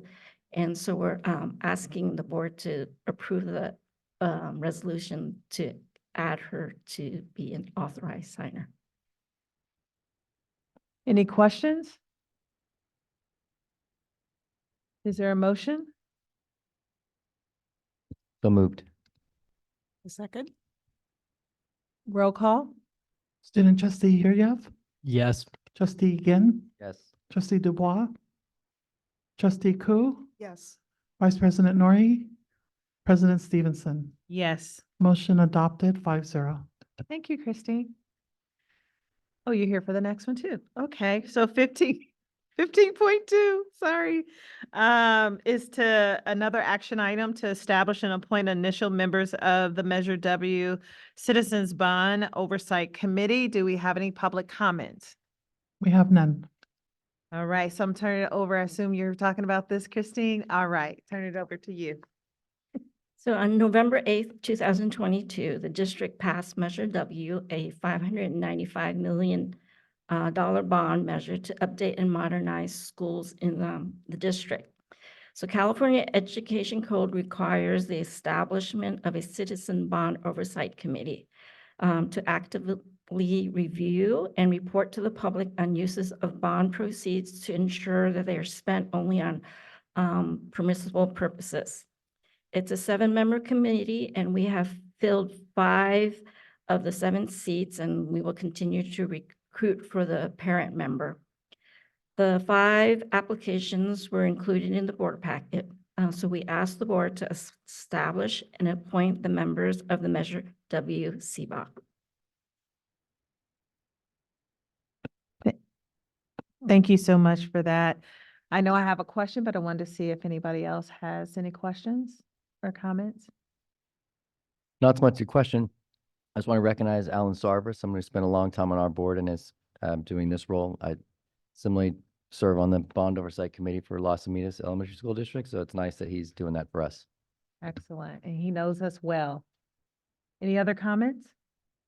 I just have one other question. I know we have these two spots here. This is my first time doing a bond. So what happens when you don't have these two? Do you come back and we vote on those? Is that what happens? Or have we gotten any leads about who could fill those two positions? Yes, we won't have a problem filling those two positions. Due to timing and regulation, we wanted to get these in front of the board as soon as possible. And then we're working with the school sites to vet candidates that they're moving forward. Okay. Thank you. Any other comments? May I have a motion? I move approval. I'll second. Roll call? Student trustee Yuryev, Yes. trustee Ginn, Yes. trustee Dubois, trustee Ku, Yes. vice president Nori, Yes. president Stevenson. Yes. Motion passed 5-0. Y'all, we are in the last leg since someone said no break, but I just want to say we made it to 9:33 with a break. And so we're going into the future agenda items. Yes. I think maybe we should have a presentation from the EDC because. From you, uh, EDC? Because our district invested a lot of time, a lot of money. And I think just out of respect, to the people that did Okay. that. Let me check with our superintendent. I know that I don't have the governance calendar in front of me. We do have it on the governance calendar. Will they be a part? I know we're going to put it on the agenda soon because it's on the governance calendar to be scheduled, correct? I don't have the governance calendar in front of me. Point of clarification, what are you asking if it's on the governance The calendar? EDC or the DI? No, there's currently no EDC presentation on the governance calendar. Oh, there isn't. Okay. Is anyone else interested in a presentation?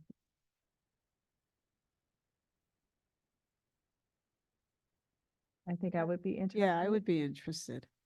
So we have three. So we have three folks. We'll look at it, what the timing could be. And I will check in with Crystal about how to design that. Okay?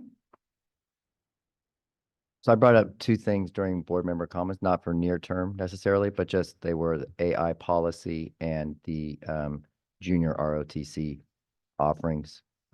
Junior ROTC. I'm not asking for any near term thing, but I do think they both seem like Okay. at some point we might want to look at those. Is anyone else interested in AI? Yeah, I am.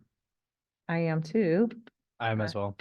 I Okay. think we're all interested in AI. So we'll, that might go into the parking lot, but we are interested. I do have a question though. Are we planning anything with the folks who do the how? Or would be a whole new topic for us? Are you guys thinking about doing something with AI? Yeah, I mean, we're constantly updating our technology policies and updating board policy to catch up with AI. So we're looking into that and also consulting with Gamut and CSBA on recommendations for that. Okay, so we'll talk about when that can be scheduled. And I'll look at the governance calendar. And then the one is junior ROTC. And I don't know so much that would be something that we discuss, but it may be, I don't know what the right way, if it's feasible for our district, I don't know what the right step is. I'm not necessarily asking to have a discussion about it. Oh, okay. But the AI, we could have a discussion about. Well, that would be a board, potentially it'd be a policy that is adopted, whether it's adopted as administrative regulation that we review or whether it's something that's a board policy, I'm not sure. I think the thing that we saw in Washington DC, the sample from North Carolina was not a board policy. It was more like maybe a district handbook thing that would be developed by the district office team or site team. I'm not sure exactly which group would be responsible for that. And I was just mainly putting as a placeholder, not saying to have like something next month or the month after, but. Okay, so let me discuss it with Crystal and figure it out and get back to you. But the junior ROTC, we don't necessarily need to have that on the agenda, so we can can you give us some information about that, I guess? Is that what you want? I'm not in any hurry. I just had learned about a new program that seemed like it's free and of value to students and a leadership training program that sounded like it could be beneficial. And it's. I'm not trying to military. push, I know there's a lot of priority things. I'm not trying to push this ahead of any of those, just something that we heard about that sounded free and beneficial. So to explore that, that would be staff work, so I need 3 votes. I definitely really support talking about JROTC. I met a lot of students this past summer that did the program and they found it extremely beneficial. And also a lot of these students that participate go on to college with full ride scholarships as part of ROTC. So that would definitely be a really cool thing to discuss. So we have 1 vote and 1 provisional vote. Anyone else interested in junior ROTC? Yeah, I think for me, I'm interested in finding out more because I'm very familiar with junior ROTC coming from San Francisco is a very big program there. And I'm kind of curious why we've never had it. So for me, it's also some of the historical context. Oh, okay. I don't know. Oh, we have had it. Okay, well, so I hear 3 votes. We will explore, just for, we have 3 regular board meetings left this year, That's so fine, that's that's likely sure. to come in the fall. That's Yeah, fine. Okay. it's not urgent. Yeah, I just Not want to urgent. also quickly add for all of these items, I think we did agree at a study session to defer to the superintendent Yes. for anything new. So I really think for all of these, I would really prefer to defer to Crystal about whether or not she wants to schedule them. I agree.